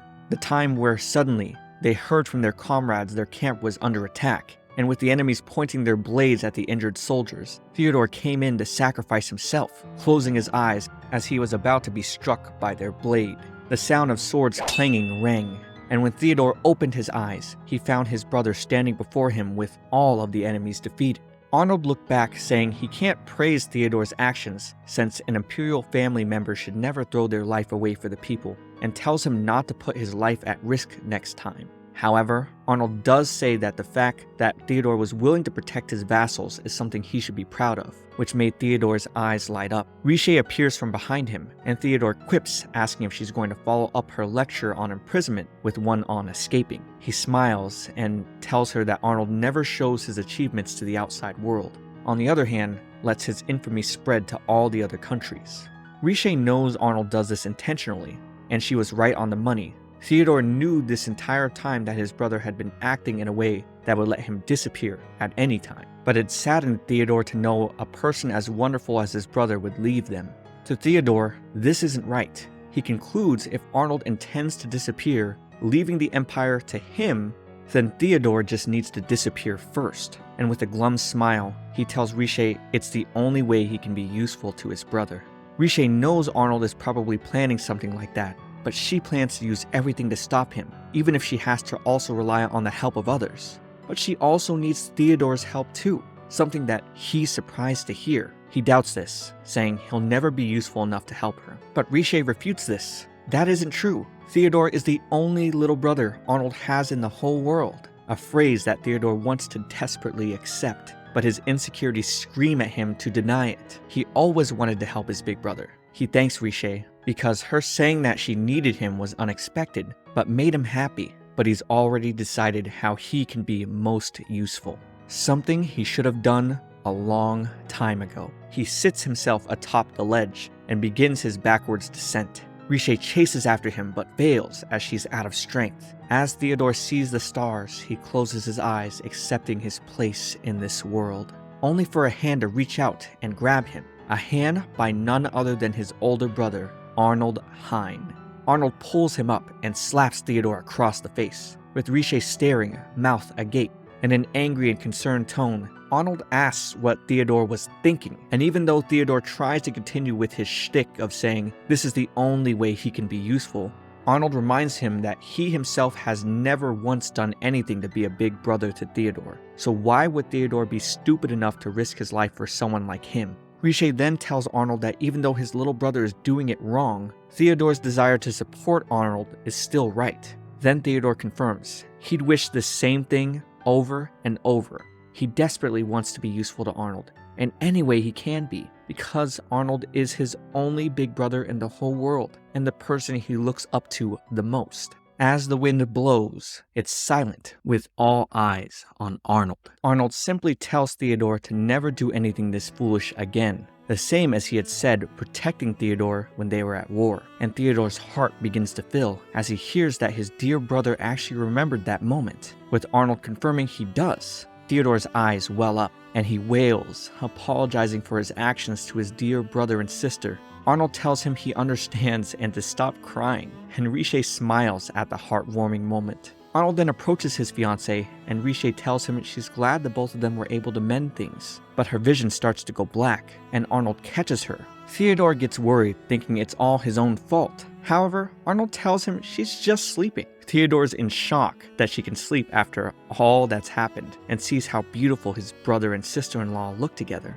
Arnold gets up with Riche in arms and tells Theodore to call the carriage, with Theodore stun-locked as his brother walks away with a love and warmth he's never seen Arnold express. After hearing Arnold say he'd trust him to escort Riche home, Theodore felt happy to hear his brother acknowledge him, bringing a happy dawn to the eventful night. Riche rises from bed to see Arnold getting up now that she's awakened. She asks if he stayed with her all night and apologizes. He's glad to hear she's alright and hands her a letter. It's from Theodore and it reads, "Dear sister, I'm sorry for doing all those awful things to you. There are so many things I want to say, but firstly, I promised to repay the debt I owe you, and you said you'd stop whatever it is that my brother is trying to do, didn't you? Given the way things are, I'd like to help you with that. To that end, I'll let you borrow my people in the slums. That's what people refer to as a common front, right? Come to me for help anytime, with due gratitude to me, of course." She smiles as she reads the last lines. "Thank you, big sister." She asks Arnold if he had a talk with his brother after she passed out, but he just responds wanting to know why she's smiling like that. Well, it's because she's happy, of course. As Arnold continues his work, he wants her to think of something else she wants. After all, he broke his promise not to touch her again. She then blushes, remembering when Arnold had grabbed her in for his passionate kiss, and hides her flusteredness in the sheets, saying, I don't need anything." More importantly, she wants to know why he'd do such a thing to her. But when he responds asking if she wants to know why, she gets more embarrassed, saying she does not. He then looks at her and smiles, thanking Riche for taking care of his little brother. She at first lets out a gasp, but then warmly answers that it's no problem. After all, Theodore will be her little brother too. In Theodore's office, Riche thanks him for making sure Camille and Elsie wouldn't be receiving punishment for capturing her, but he tells her there's no need to thank him. Riche's heard that the policies for improving the slums have been moving forward thanks to his leadership. It's something that his brother Arnold had suggested to him, something that Theodore blushes over, as he'll be attending all the political meetings with his older brother on this one, the eye of his admiration. He wonders if Riche came here just to tease him over this, but actually she has a favor to ask him, something that might be troublesome for young Theodore. We see Arnold opening an official letter from the kingdom of Cayolas, sighing at its potential contents. Then enters Riche, who Arnold notices seems kind of tense. She takes a heavy breath to tell him a room has been prepared for him at the villa. What? Why would this errand make her so nervous? Well, Riche's maids had been working on preparing it so diligently, so the quality of the room is like a graduation exam for them.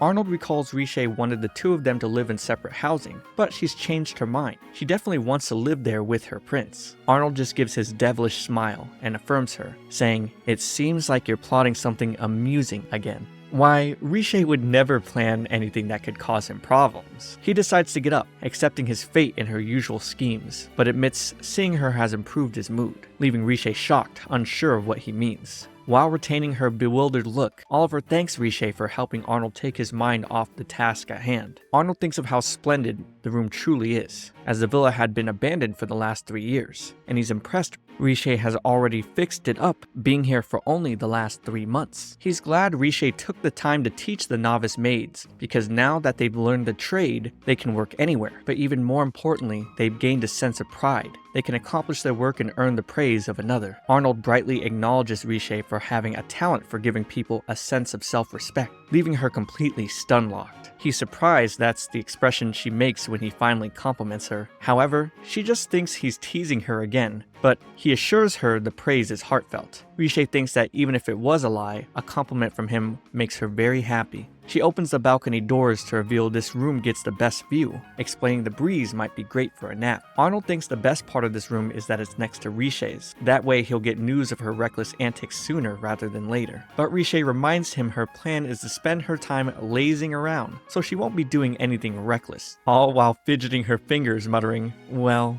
not much anyway. Riche then reminds Arnold about his promise to spar with her he made during their engagement announcement ball. She's excited because she only needs one time to learn the special training methods used by the Knights of Galkheim. Arnold asks her what makes her think their techniques are special, so Riche explains that since coming to the palace, she's watched everyone train a number of times, but the movement and striking style of the Imperial Knights here is clearly a cut above the rest. Arnold agrees, since he promised to do anything for his wife-to-be. Then Riche exclaims how happy she is because Arnold's sword work is the most beautiful and powerful in all the world. Smiling under his breath, he replies, "In all the world, huh?" Unable to say she was pierced by it in her previous life, she says it's just a turn of phrase, of course. But Arnold thinks a skill that's only meant for killing people couldn't possibly be labeled as beautiful. The couple takes their ready stance, and Arnold lectures Riche that once someone acquires an incorrect habit, it's generally too late to unlearn it, all while the knights stare nervously at the two about to duel. Especially since Arnold is using both an arm and leg restraint to help him closely mimic actual battlefield conditions, to help him practice to continue fighting even if he were to lose a limb. She's impressed because Arnold even has a blindfold covering one eye of a face that seems quite handsome. He then explains even with only one arm, he'll continue to swing. Even with a shattered leg, he'll continue to advance. And even with both eyes lost, he'd continue to look for a path to cut down his enemy. Fighting with this intent always active will ensure he always survives. Riche heard that a knight's path pursues nobility and beauty, and surviving to kill the enemy is part of this. She acknowledges this was the reason why she was no match for him before. She threw her life away too early in their first duel. Arnold then tells her he's got no intention of injuring his wife-to-be, who's prepping for their marriage ceremony. Riche is a little surprised to hear that, but wants to wager if she wins, Arnold answers one question of hers no matter what it is. And if she loses, she'll grant one wish to Arnold, no matter what that is. So he accepts, ready to take on this bet. The match begins, and they remain at a standstill. Riche knows the longer a fight between them goes on, the longer she'll be at a disadvantage.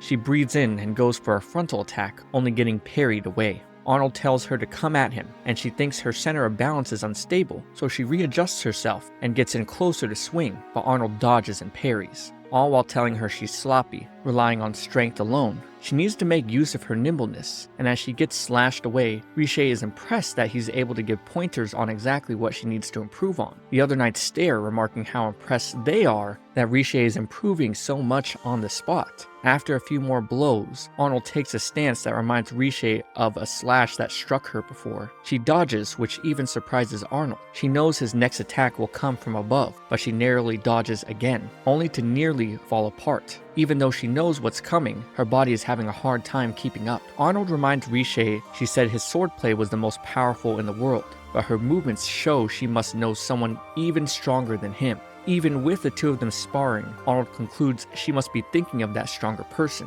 and he gets envious just thinking about it. Riche assures him no, he's definitely the strongest, especially knowing he'll be even stronger 5 years from now. Cruel, overwhelming, and formidable. Riche braces herself again, and the two cross blades like a dance. She takes Arnold's strike, just like that very night. But it seems Arnold has knocked her sword away. She collapses, exhausted from their exchange, and as Arnold gets unbinded, he remarks he was impressed because he wasn't even planning on moving a single step. As he unbinds her, he says, "You'll do any one thing I want, is that right?" so he has her agree to go out with him in town 2 days from now. But he wonders why she's not getting up. Riche nervously tries to tell him to go on without her, because from their duel, her arms and legs are still shaking. She's a little taxed and is gonna rest first. Arnold grabs his chin to think for a second, and decides to pick her up, which makes her blush and scream. She fusses and kicks around from being princess carried, and as they continue to walk, Arnold asks what she would have wanted to know about him if she had won. Being asked like this, she knew it. He's having fun watching her reactions. She learns his birthday is December 28th and that he has no particular interests or hobbies, all while being carried away. On the next day, Riche heads out and learns Arnold is moving his office to a new room in the villa. She asks where her prince is, and Oliver explains last night Arnold had to suddenly take command of the night watch and hasn't slept yet. Oliver encouraged him to nap, but Arnold decided to continue performing his official duties instead. She heads to Arnold's office telling him she wants him to rest. But as he works, he says there's no point in him resting during the day because he can feel everyone moving about the palace. So Riche takes on the task, saying she'll lull her prince to sleep. In his new room, Riche has put her prince to bed, deciding she'll stay by his side until he sleeps. He sighs because what she's saying to him doesn't make any sense. But she explains if she's here, he won't be distracted by any far-off presences. Arnold then rests his eyes and Riche stares at him peacefully. She notices him breathing and figures this must not be working. So she asks if she can lie next to him. He happily looks at her and sighs. She hops on the bed and softly pats her prince, as this is a technique that imitates a heartbeat, something that can calm the heart and mind. As she stares at him, she remembers in her life as a maid, she used to do this for her lady. She tells him if done to a young child, they'd fall asleep quickly. Arnold smiles because Riche is the only person who would treat him like that. And as he rests, she continues to stare at her prince, all while patting him lightly. She takes notice of his scar, and Arnold says she can do what she likes with it. So she reaches out her hand and runs her fingers across. Arnold grabs her hand, looking annoyed, and tells her if they were going to do this, he should have been wearing gloves. That way he could have made a counterstroke. But Riche blushes, saying touching her through gloves doesn't make it alright. However, he just whispers, "It was a joke." Riche stares further with eyes glimmering, thinking about how Arnold is so sincere and oddly conscientious. While on the other hand, she isn't being fair. She undoes her dress a little, telling him he can touch, especially if it can make him feel better. But he just stuffs her with a pillow, and when they get super face to face, the expression she's making is revenge enough for him. He does think it's odd that she thinks nothing of sleeping beside him, but making eye contact somehow unsettles her. Riche was hoping, however, to make him feel at ease, since his home isn't supposed to be a battlefield. He thinks if that's true, he wants Riche to stay until he falls asleep, because it's far more pleasant than an empty room. However, it turns out Riche actually fell asleep, with Arnold watching her. They hear Oliver calling, so Arnold covers her in a blanket and tells her to be quiet, as he listens to a report Oliver received. After that, Riche heads back to her quarters. She received a gift from the Aria Trading Company, and knows starting tomorrow she's going to be very busy. As we see, she's disguised herself into the Gaokine Knights training squad and reporting for duty. The Gaokine Knight training arc begins, with Riche posing as Lucius falling behind the other trainees. We turn back to the request she made of Theodore the other day, which was to gain his help in enrolling her into the Knights as a man. Theodore doesn't believe he should help her with such a ridiculous request, but in the letter he sent her the other day, he did say she could ask for help anytime. He wonders why she wants to enroll in the Knights, as they could just simply hire a private instructor for her. But Riche knows that if she did have a personal tutor, they'd probably be over considerate of her, and she desires to be trained without any mercy. At first, Theodore remains reluctant because he himself wouldn't be willing to go under harsh training. But he has a shift in perspectives, wanting to assist his lovely older sister, as the whole idea now seems entertaining. His older brother Arnold would never predict his fiancée to dress as a man to infiltrate the Knights. As Theodore revels in the idea of pranking his brother, Riche gets nervous because that's not her intention at all. We get that sadistic smile from young Theodore as he says, "I would love to see the look on my brother's face, whatever it is." Which only gets Riche more nervous. Riche is exhausted at the end of the training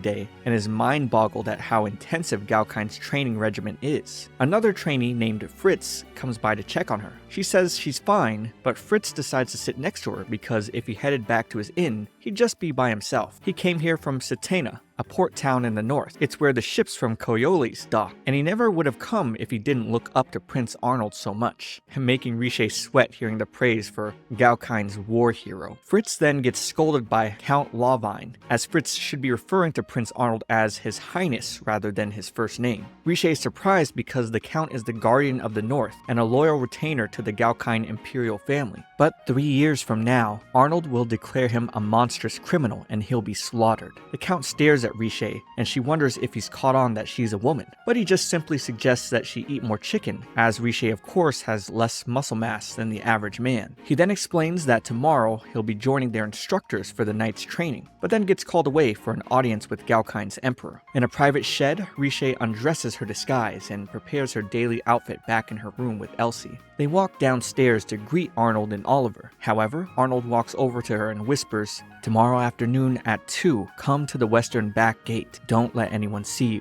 Afterwards, back in her room, Elsie wonders why Riche and Arnold were speaking secretly. Well, it's because tomorrow is their stroll around the town that Arnold won during their duel. Riche wants to wear something more casual. However, Elsie grabs her hand, getting Riche confused, as Elsie wants to make her look more lovelier than anyone else could. The next day, Arnold and Riche make it far enough to lower their hoods. He tells Riche not to be concerned in removing hers, as no one in the kingdom really knows who she is. She gets nervous to take the tarp off and reveals the beautiful preparation Elsie had done for her hair, makeup, and outfit. There's a second of silence. Riche was worried because she assumed they were meeting out here for more official business, and maybe this outfit is a little much. Arnold just assumes since Riche is Riche that she would have more than likely come in a linen dress and plain robe, making her shout, "Am I really that predictable?" Arnold says what she's wearing is no problem and praises Elsie for her work. The two head to the marketplace, and Riche marvels at the variety of Galkine's local stalls. Arnold remarks that it's just like any normal marketplace, but Riche doesn't think so. After all, there's Coquito's famous grapes and rare aloof bird eggs. She gets so excited, she has to recompose herself and become more professional, saying, a marketplace does, of course, show the current economic conditions, but it also reflects the public peace of the surrounding areas. She finds a special stand with fruit imported from Coriolis. She brings some back for Arnold to try, who asks, what is with this disquieting object? She knows the fruit looks unusual, but it's very nutritious and good for the body. As she moves it towards his face, he says wait, but she interrupts him, reiterating it'll be good for him. He sighs at his persistent lovely fiancée, but takes a bite, and even though Riche tells him it's sweeter than it looks, he simply wipes his mouth and says, it tastes like it's nutritious. Arnold tells Riche it's time to move because if they stay in one place too long, Oliver's deputies will find them, and we see Oliver sigh at the disappearance of his lord. Riche follows behind, surprised to hear Arnold is skipping out on official duties today. As they head down a staircase, Arnold remarks that the proprietor here doesn't come to the palace, so it's necessary that he visit here personally. They're greeted by the store owner, Mihaela, and inside are presented beautiful jewels. Mihaela asks Riche which among these are fake, but Riche has no clue. Mihaela praises Riche for her honesty, however, Riche isn't done yet, as she wants some appraisal tools to test them for herself. Riche examines the jewels and determines each one to have a high degree of transparency with very fine cuts, but declares all 3 of the stones to be imitations. Arnold smiles and Mihaela praises Riche on her skills. But Mihaela praises her even more so because even though Riche recognizes the jewels as fakes, she also knows there must be many people who still love and care for these precious stones. Arnold goes to sit down on a nearby couch, telling the store owner to let Riche pick what she wants. Riche is surprised because she thought she was here to fulfill his wishes, but didn't account for the only wish he has here, which is to allow him to gift her a ring. Mihaela explains that Arnold wants to gift his bride a ring during their wedding ceremony, of course. Riche only became more shocked, as rings apparently aren't customary in the kingdom of Galkine. She turns to Arnold asking how their sparring match led him to this conclusion, so he responds that if he said he'll buy her a ring, pick what she likes, Riche would refuse because she doesn't easily accept others buying her things. He then makes his play that by spending his idle wealth here, it's going back into the economy, something that even Riche can't argue with. She stares at jewels, wondering if, since it's a wedding ceremony, that a diamond would be best, or perhaps an emerald since it'd match her eyes. Riche is unsure of what to buy, so the store owner offers a suggestion. Putting on a favorite piece of jewelry and wearing it proudly, just that simple action can fill a girl with courage. This will become her very own protective amulet, so she should pick something she genuinely likes. Mihaela asks Riche what her favorite color is,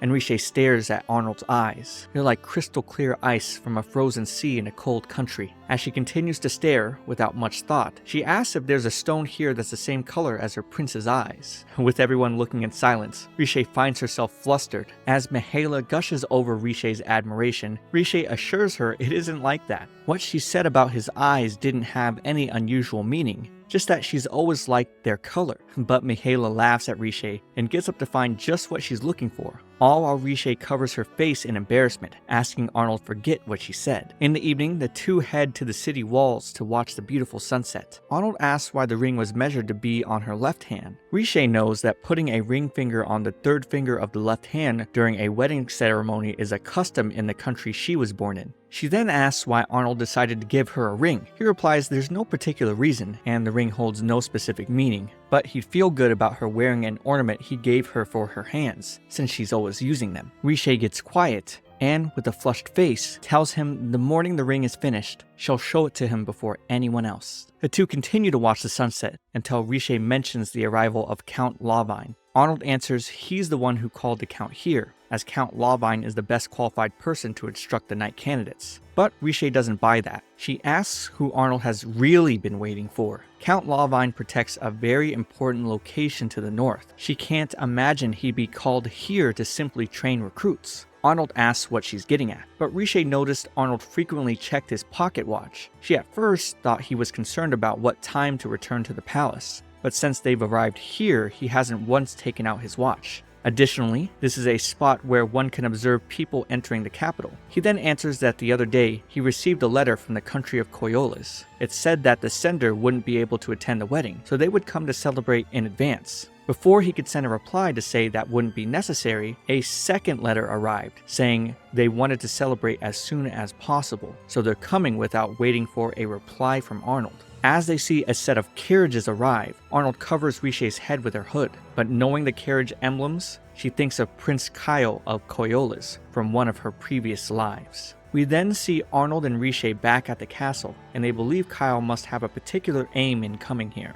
A knock on the door, and enters Prince Kyle Cloverly of Coriolis. Kyle congratulates Arnold on his marriage, and is representing his father, the current king here, in hopes of celebrating the event. Riche knows there's a huge difference in strength between Galkine and Coriolis. Coriolis is a country that produces gems, gold, and silver, extremely wealthy, but for most of the year, they're cut off by snow. For food and other necessities of daily life, they depend upon trade with their neighboring countries. But 5 years from now, they are destroyed in the war that Prince Arnold instigates. Arnold has Riche introduce herself to Kyle, and as Kyle kneels, to her surprise, he calls her a warm, beautiful goddess. Arnold doesn't take too kindly to this, and Riche can tell he's staring with killing intent. Privately, Riche asks Arnold if he learned anything from their interaction. However, everything Prince Kyle had said was completely innocuous, making Riche nervous, remembering Arnold's killer stare. But Arnold just deflects and remarks that Kyle seems to have brought many academics from his country. Riche thinks back to her second life, where she worked as an herbalist, and with the help of Dr. Michael Evan, was able to help Prince Kyle get over his sickness. Arnold says he'll make arrangements for her to meet with the scholars if she wants. She's excited to because she's heard Prince Kyle is very weak, and she has some medicine she'd like for him to try. Tomorrow, there will be a welcome feast for Kyle, and Arnold plans to have him meet face-to-face with Count Lawvine in order to keep Kyle's potential schemes in check. However, Riche is worried with Lawvine meeting them at the party tomorrow. The fact that she's the new trainee Lucius could be revealed.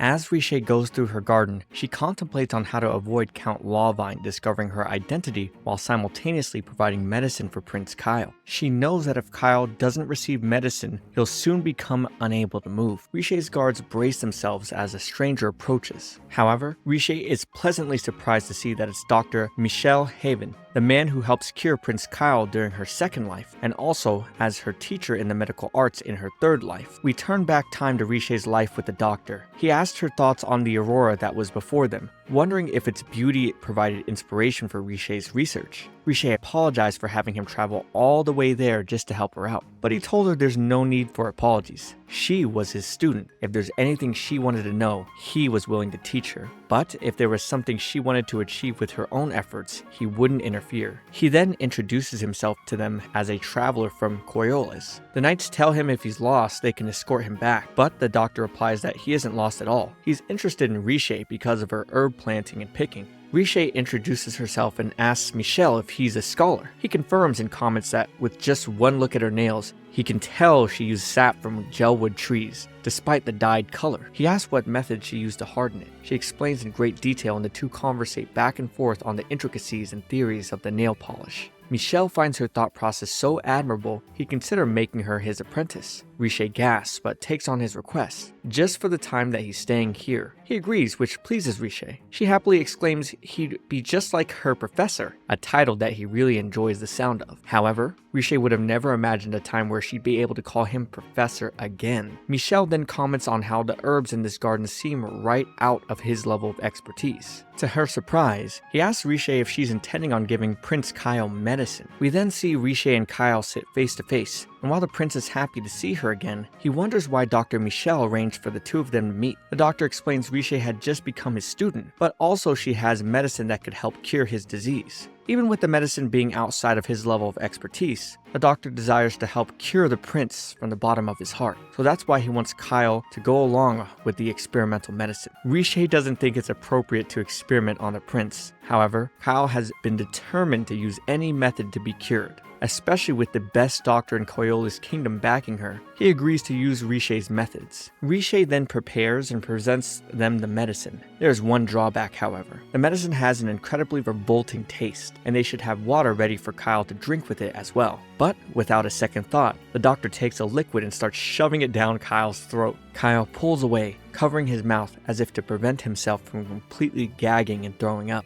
The doctor, with a quizzical enthusiasm, asks Kyle how it tastes. Kyle shakingly responds the method is like bitter mixed with sour, combined with a particular stench that swoops in like a horse stable, and upon swallowing, a strange slimy sweetness wrapped around his tongue. But Richet cuts him off, saying there's no need to go any further. She calls her guards to get more water, but it isn't fast enough to stop the doctor from forcing more medicine into Kyle immediately. Afterwards, the prince gets escorted to his room, and back in the room they were in, the doctor offers her one of his books. Upon opening it, Richet stares in glee, realizing it's the doctor's research records. As she reads, she remembers the doctor remarking that she really hated that medicine, didn't she? While we see Dr. Michel examining the bottle. This makes Richet nostalgic. The doctor had always found her to be a fascinating girl, intelligent as well, and to him, her only flaw being that she wants to use her knowledge and skills to make people happy. His philosophy is that it's not good to try to make everyone happy. He believes that if something is born in this world as a poison, then it should fulfill its role and bring misfortune to people. Richet questioned this, however, asking back if it was truly impossible for poison to bring someone happiness. Richet and the doctor could never see eye to eye on this topic. A knock on the door from the guards alerted Richet her escort has come, and before them, to her surprise, appears her husband-to-be, Prince Arnold Hine. She gets up to introduce Dr. Michel Haven, the scholar who will be teaching her various things while she's here. The doctor gets up to give formalities, and is pleased because Arnold has given permission for him to request any information from Richet and in their library. As Arnold and Richet leave, she asks her prince why he suddenly came to escort her. It turns out he just happened to be on his way back. He wonders if Richet is always up and about this late in the night. So Richet replies she tends to lose track of time when absorbed in her work. He then throws her his pocket watch. It was something he had always found convenient for keeping track of time accurately during battles. Richet was surprised to see how flexible Arnold was with new technology, since in this world, pocket watches haven't existed for long. She then explains to Arnold her herbalist teacher from the kingdom of Renha would use watches all the time while working, and this pocket watch made her nostalgic. Arnold asked how her herbalist teacher compared to Dr. Michel. However, she said they weren't really comparable. Dr. Michel was more of a specialist in mixing things together. A better title to fit him would be something like an alchemist. On the evening of the party, as Richet prepared herself, Elsie comes by with a letter from the jewel shop owner Mihaela. Richet was previously told her ring would take about a month to complete, but to her surprise, it'll be finishing sooner than expected. which causes Riche to smile at the schematic concept of her ring to be. At Prince Kyle's welcome party, the nobles all converse amongst themselves, as Arnold and Riche watch over them. She tells Arnold his face is showing the fact that he finds this party tedious, but he tells her he isn't doing that on purpose. Kyle comes up to thank Arnold for throwing him this party, and also, he's feeling a lot better after taking the medicine. With that, Riche gives her greeting formalities and heads downstairs, bracing herself to keep focus from getting exposed that she's been training with the Galkine Knights. The world around her becomes gray and colorless as she focuses and pinpoints the location of Count Lawvine, this technique being something she learned during her 5th life. With that, she heads downstairs to converse with the guests, all while trying to avoid the Count. She meets with Lord Wayleman, who thanks Riche for having visited his mother's shop the other day. The people then begin speaking in hushed whispers, as the proprietor of the particular shop would not even work with Galkine's former empress. Then Riche realized Lord Wayleman's mother is none other than Mihaela. She then explained that she merely picked the stone.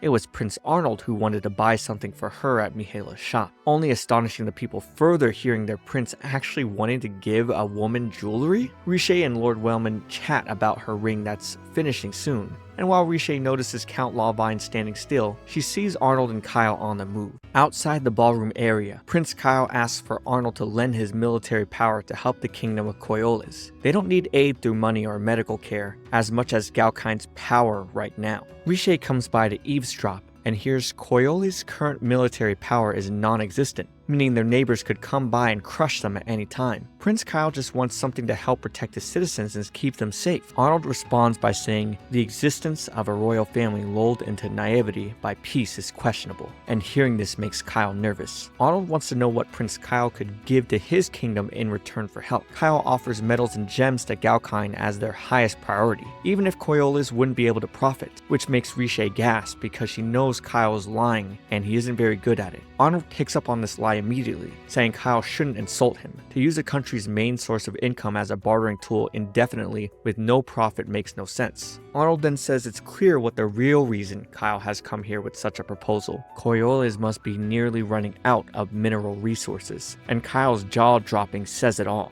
Arnold is done with the discussion. Even with Kyle's pleas for Galkine's help, he knows Arnold cares deeply for his people and has offered many reforms for Galkine to help the nation prosper. But Arnold tells Kyle that he's mistaken on his current assumption. Arnold isn't suited for joining hands and helping another nation. With a cold, killer look, Arnold tells the Coriolis prince that invading and taking control of other countries suits him much better. And Riche knows 5 years from now, Arnold will become emperor and wage war on the entire world, and will even leave Coriolis bloodied and battered. But now that Prince Kyle has proposed an alliance, she felt that things could be different in this timeline. She remembers in her previous life where Kyle had told her he would do whatever it takes to protect his kingdom, knowing resistance at that time was futile. With Arnold walking away, she wonders what could be done to put Coriolis at equal footing to prevent Arnold's army from destroying them in the future. In the evening, Prince Kyle returns to his quarters, telling Michelle he's depressed because there's no hope in sight. He just learned Arnold's true nature is more or less to invade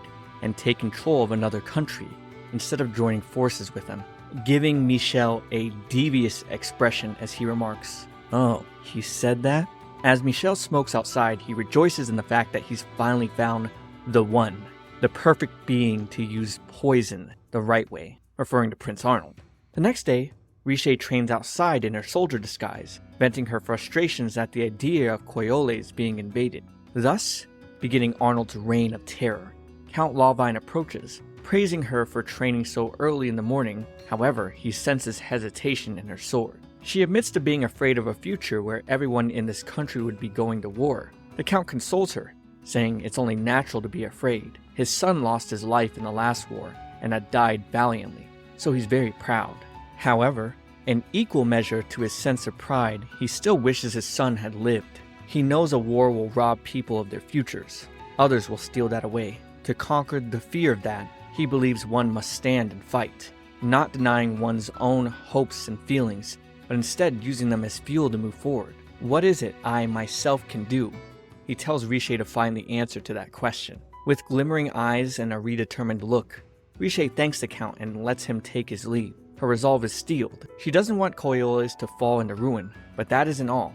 Remembering Arnold's words the other night where he crushed Prince Kyle's spirit, claiming himself to be better suited for conquest, Riche refuses to believe her beloved is truly that kind of person. She's determined to show him. Until later, during training, she stares flabbergasted with Arnold being their special observer.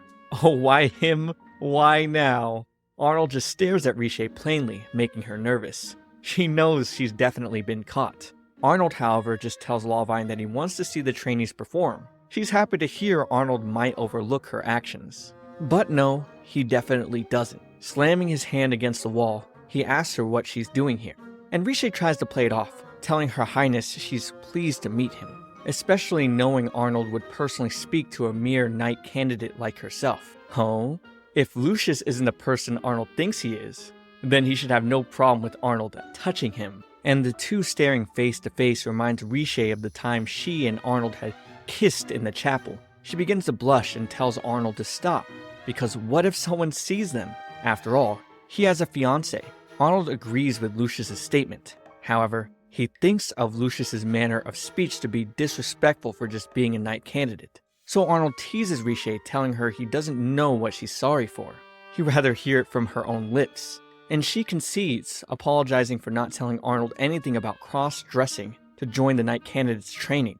Arnold releases her, and she explains she just wanted to undergo the same training he went under. He sighs, letting it go as long as she's sure to rest, and that no one else finds out about her true identity, and she happily accepts. She's really enjoying the training agenda, remarking Arnold's ideas for knight prep to be magnificent, while also simultaneously frustrated thinking those same knights will be sent to war. She then tells him she overheard his conversation with Prince Kyle. Upon hearing this, Arnold already knows what she's thinking, that their nation should ally with Koyola's. But he feels there's no value in a country that has lost all its power, when a nation is fated to collapse. The only question is how to deal the final blow. With this cold response, Riche objects, saying he doesn't really feel this way. However, Arnold just walks away, saying, "For this empire, war is not a cruel choice, but simply one means of politics." In her room, Riche recounts the first time she met Prince Kyle as a trader. With Cain and his traveling merchants arriving through the soaking rain, Kyle thanked them deeply since their kingdom lacks material resources. They thrive with traders bringing them items that helped preserve their daily lives. She had a good impression of him, since he treated people of differing classes with respect. The second time she met him as an herbalist, he was still the same. The third time, he convinced his father to help her and Michelle's medical research. The next day, she met with Kyle to offer him more medicine in pill form, and he accepted, knowing it'd be disgusting. However, Riche then began speaking of the true purpose of their meeting today. She had overheard the conversation between him and Arnold at his welcoming party, which caused Kyle to gasp, because she saw him in an embarrassing state. He knows the appropriate thing to do after failing to gain an alliance with Arnold would be to leave the country, but he feels he can't afford to give up. Riche felt concerned for Kyle. Didn't he know that Arnold personally beheaded the members of conquered nations' royal families? Kyle is well aware. As he's researched Arnold thoroughly, he felt Arnold's cruelty towards other nations might have been a guise for his true intentions to protect his people. Even killing monarchs from the other nations was most likely done to prevent future uproars of rebellion. He felt Arnold did this out of compassion for the newly annexed citizens of Galkine. Despite knowing this, Kyle refuses to give up. However, she wasn't expecting Riche to tell him she'd like to form an alliance. Later, Riche meets with Michelle to return his research notes. Considering all of Riche's passions, he believes she'd better fit to be his apprentice, rather than the Empress. However, Riche declines because she's here to marry Prince Arnold, a name that sparks interest in Michelle. He loves both Arnold turning down Kyle's request and his reasoning for it. The beastly prince is perfect for the compound he's called Black Powder, a compound which shakes Riche to her core. She tries to dissuade Michelle, saying Arnold is actually a very kind person. However, Michelle cuts her off, asking Riche to help him meet Arnold. He wants to meet him now. Riche keeps making excuses, causing Michelle to catch on. The truth is, she doesn't want him to meet with Arnold. But how could she know what black powder is if he hasn't explained it yet? Well, back in her third life, Riche already pleaded for Michelle to stop his experiments, as they would lead to the loss of many lives. Michelle brought up the phrase, "What humans create must be used the right way." He always felt the biggest problem with this being no one can accurately define what the right way is. If it truly did bring the world to its end, he felt it wouldn't be wrong for him to want to see it. This philosophy is what caused him and Riche to part ways. In the halls, Riche contemplates on finding a way to establish friendly relations between Coriolis and Gaukine, and how to prevent Michelle from meeting with her prince. Then suddenly a hand grabs her, making an audible sound from the skin clapping together. It's Theodore, holding a serious look on his face. He heard Arnold found out about Riche dressing as a boy, but he's fine with it. He learned because he has ears all over the place, due to his information-gathering retainers. Upon hearing how good these retainers are, Riche asks to borrow them, and when hearing these retainers will be used to rebel against Arnold, Theodore gets excited and decides to help her. Outside, Michel goes for his usual smoke session, remembering at his mother's grave that his father blamed her death on him being born, telling him to atone as he was a curse that brought misfortune to their entire family. Despite his days being miserable, he always excelled in learning. Learning was equivalent to breathing or drinking water. Eventually, he was allowed into an experiment laboratory where his world expanded. If he wanted to learn something, and he experimented, his efforts always paid off. A war eventually broke out where he lived, and all the alchemists' laboratories, everyone, including his father, died. He eventually found a compound capable of destroying everything, a black, explosive powder. He felt, just as his father has said, he'd been born to bring misfortune to others. Riche meets with him, asking if he really intends to give Arnold the black powder, to which Michel replies, everything born in this world must fulfill its purpose. He felt he himself, born to upset the ways of the world, must fulfill his own place. It's just the same as he had said to Riche in her third life. But if things keep going this way, she won't have a way to stop him. Will Dr. Michel lead Arnold towards a path of destruction? Find out next week by liking this video and subscribing to my channel. For now though, watch this next video. It's me, Comfy Tea. I'll see you all in the next one. In order to avoid a future where Coriolis is destroyed, Riche formed an alliance with Prince Kyle. However, Professor Michel's aim is to find out how large an effect black powder will have on this world. To that end, she's certain Michel will point out black powder's power to Prince Arnold, so she must find a way to stop the professor's experiment, no matter what it takes. However, she suddenly gets pulled out by the beautiful Leto fireflies brimming amongst the night.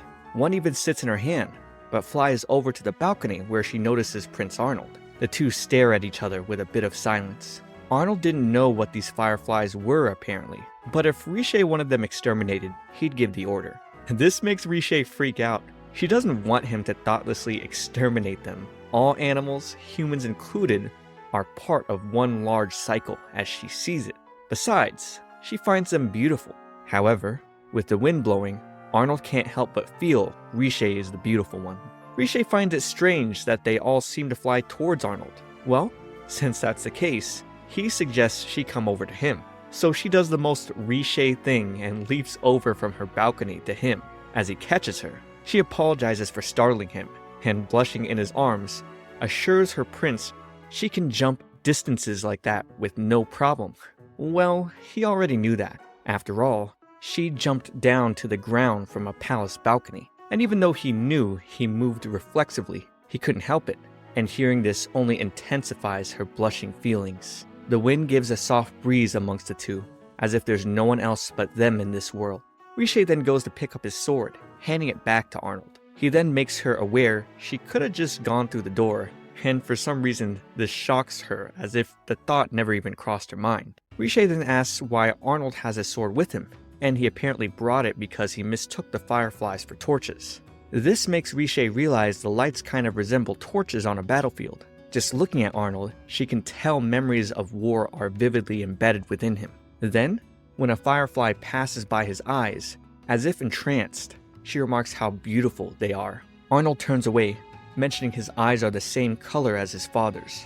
They're proof he carries his father's blood in his veins. But when he was a child, he wanted to gouge both of these eyes out. He doesn't believe she should gaze at them with endearment. Riche is surprised, but now has a little more perspective on the deep hostility between Prince Arnold and the Emperor. Arnold then recalls when Riche had first come to this palace. She said she had an admiration for this country. However, he cannot feel that same admiration. To him, the fireflies look like the fires of war, and looking down, the view of the capital infuriates him. Maybe it's because of his eyes he inherited from his father, or maybe his innate nature. Riche then responds by telling him, sure, maybe from far away, the fireflies look like wartime fires, but the values inherent to such a perception aren't inherited from one's parents. They're gained through everything a person has experienced. She believes Arnold just needs to learn about the beauty of this nation and the magnificent things that live in it. Hearing this, Arnold just scoffs, believing he has no need for such things. As long as there are things he can use to achieve his goals, that's all that matters. He's even killed people dear to him with his own hands. So if Riche ever became an impediment, he'd discard her too. In regards to Coriolis, he doesn't know what Riche might be thinking, but he coldly warns her to not do anything that would force him to be rid of her. Riche doesn't back down, however. Becoming his wife, she still has things she wants to achieve with her own aims, even if he casts her aside. However, when that happens, she'll simply return here again. Hearing that, Arnold replies, "What?" So she explains that even if he casts her aside, declare their engagement broken, she'll interview to become a maid and return to this palace. If that doesn't work, she'll dress as a man and become a knight. And if that doesn't work, she'll come as an herbalist. She'd acquire whatever skills seem like they let her slip back into the palace. And when back in, she'd come to see him again and again. Riche smiles, telling Arnold not to worry, because she won't stand by and let him get rid of her, which definitely surprises him. She touches his face and says, "To me, these eyes are your eyes, Prince Arnold, even if you detest them. I want to tell you this over and over again. I think your eyes are the most beautiful in all the world."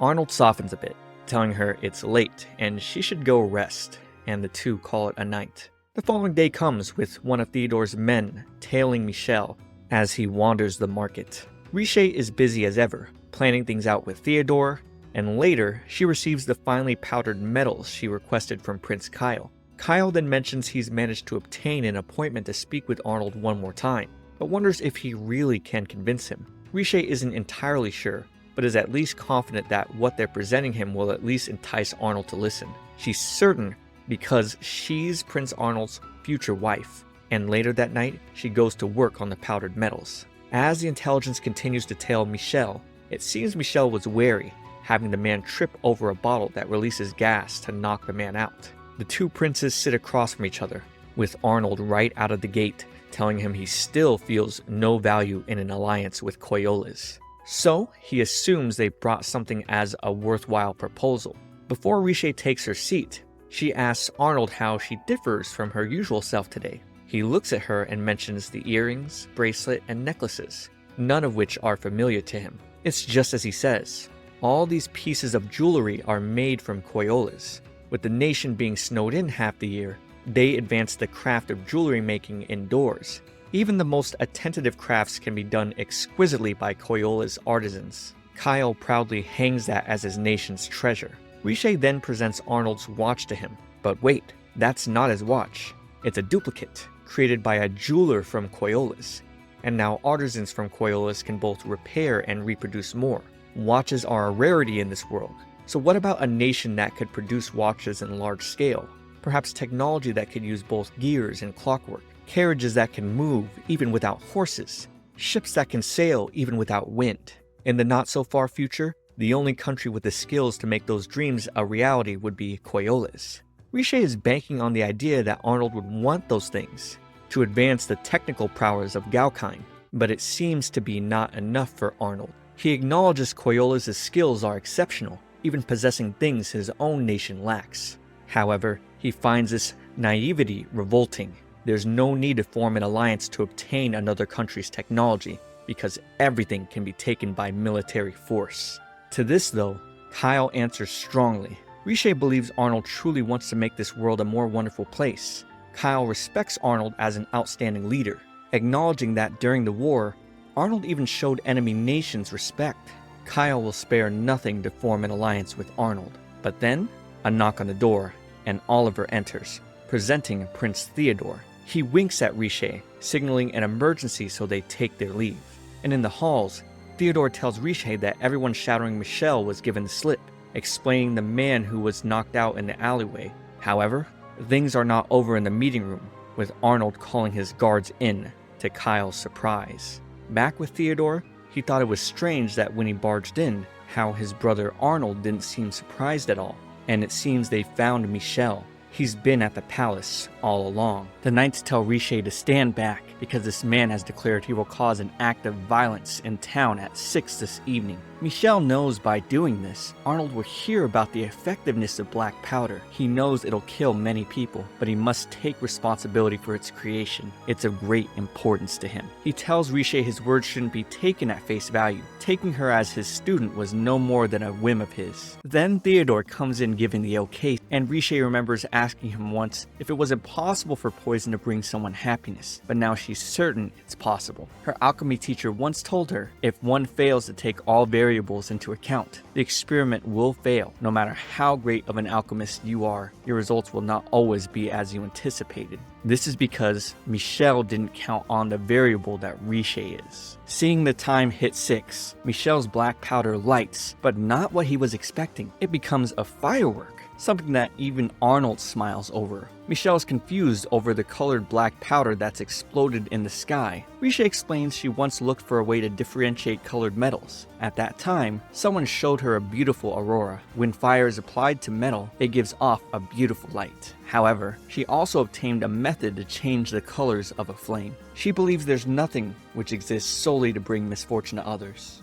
Michel is shocked she plotted all of this just to make him understand that. Well, that's our Riche. She just needed evidence to prove her point. With the fireworks continuing to burst, it's something that was beyond his imagination. All of Galkind stared and marveled at its beauty. Michel is surprised something coming from him could be so beautiful. Riche had Theodore's retainers gather all of Michel's black powder throughout the city, due to the knowledge she had in her third life. Count Lawvine suddenly enters, saying he'll be taking Michel in, even against Theodore's orders. However, Arnold then comes, and with Riche about to explain, Arnold tells her there's no need. He announces it to be no more than a scholar of Koyola's demonstrating a new technology, and that he intends to form a technological partnership with Koyola's. Hearing this really gets Riche smiling. Prince Kyle then joins in, and Arnold explains that in exchange for providing military instruction to Koyola's, Galkind will be borrowing their precision machining techniques and academic knowledge. He believes those flowers of flame he saw earlier are proof Koyola's possesses technologies unknown to his own empire. And with that, Lawvine yields. Prince Kyle scolds Michel for causing such a huge commotion, trying to unveil his research. However, as Michel is trying to explain he was going to kill people, Riche stops him, telling Michel to just let Kyle be angry. With this, Michel gives a face full of remorse, knowing his thought process was truly flawed, and he promises to never do this again. Riche then walks up to her prince, where he tells her he is not helping Koyola's out of kindness. He knows Michel was plotting something unsavory, but if he was charged as a criminal, Arnold's father would hear about it, so he wanted to avoid that. However, if he chooses to kill Michel in secret, he wants no complaints from Riche. So she comes over to whisper that Michel was the one who invented the pocket watch, and if they are joining forces with Koyola's, they'll need Michel's knowledge. Arnold sighs, remarking that no matter how he looks at this, she was confident she could convince him from the very beginning. Riche plays it off saying, how could she be? The only thing she was confident in is that he'd be interested in the professor. And with the people having seen the fireworks, after learning they were from Koyola's, they'd probably want to support the alliance as well. Sometime later, Riche gives Prince Kyle medicine to help with seasickness on his journey home, even though the flavor is as terrible as ever. He's fine with it since it's still better than being seasick. He thanks Riche for helping him in the alliance with Arnold. However, Riche credits Koyola's and their technologies. Meeting with Michel, he believes Arnold to be far too magnanimous, but Riche assures him he isn't, as he needs Michel to continue producing the best results in their joint venture. She thinks of this as a severe punishment which the average person wouldn't be able to handle. Michel has been given the objective to create things which will make the world more wonderful. He's never done research like that before, but he'll do his best. He then apologizes for saying Riche wasn't suited to be an empress. She's more suited than he thought, but wonders if she'll regret not coming along as his student. She replies that right now, what she wants to know about is the man who will become her husband. She wants to know him more than any research result or theory. And with that, Michel leaves, still calling her his student. In Arnold's office, Riche retells Michelle's remarks of Prince Arnold being too magnanimous. However, Arnold just answers plainly that they'll make good use of him. Riche then thanks Arnold and gives a certain look. Taking a deep breath, she has one more thing to report. Her ring is finished. She wanted to see the result with Arnold, so she hasn't opened it yet. But when he tells her seeing that ring is unnecessary for him, she gets a little saddened. He told her though, the only thing he requested was that she allow him to give her a ring, because he feels he has no right to wish for more than that. Hearing that surprises Riche. She then tells him, no, she had it sized for her third finger on her left hand. In her country, the husband places a ring on the wife's third finger. She longed to experience that sort of ritual. She wants to wear this ring for the wedding ceremony, and she'll choose a dress to match it. Even with Arnold saying it's unnecessary, she's going to wear this ring everywhere. So she wants Arnold to put this ring on her finger. She wants it now. She even pleads with her prince for this. Arnold gives his usual sigh. Complying with her wishes, he sits her down. Getting on one knee, he gives her a light kiss on her hand, uttering her name, making her blush. He opens the ring case and tells her not to hold her breath. But she isn't, she simply forgot how to breathe, making him chuckle a little. She closes her eyes as the ring slides on, and with her gasping, Arnold teases her, asking if she's remembered how to breathe. With that, she looks at the beautiful stone with the color of her prince's eyes. Wearing this ring makes her feel like she can accomplish anything, and looking at it puts Arnold in a better mood than he imagined, which certainly makes Riche happy. Riche then tells Arnold she wants to go on a journey with him, to see all of the beautiful things in this world, not just fireflies and fireworks. She wants to find many more things he thinks are lovely and beautiful. He smoothly replies, thanks to her, he's found one more of those things, referring to the ring on her finger. She can't figure that out for some reason, so he pats her on the head, saying he's sure she will one day. And with the happy couple smiling, Riche hopes to see a beautiful future together with Prince Arnold. In this life, it's the great objective she's found for herself. Wow, it's finally over. A nice end, however, I can't help but feel the stakes were a little low and lukewarm. I wanted to see Riche stop Arnold from quite literally killing people. But this is a nice end for now. Subscribe for more content and also watch this next video. It's me, Comfy T. I'll see you all in the next one.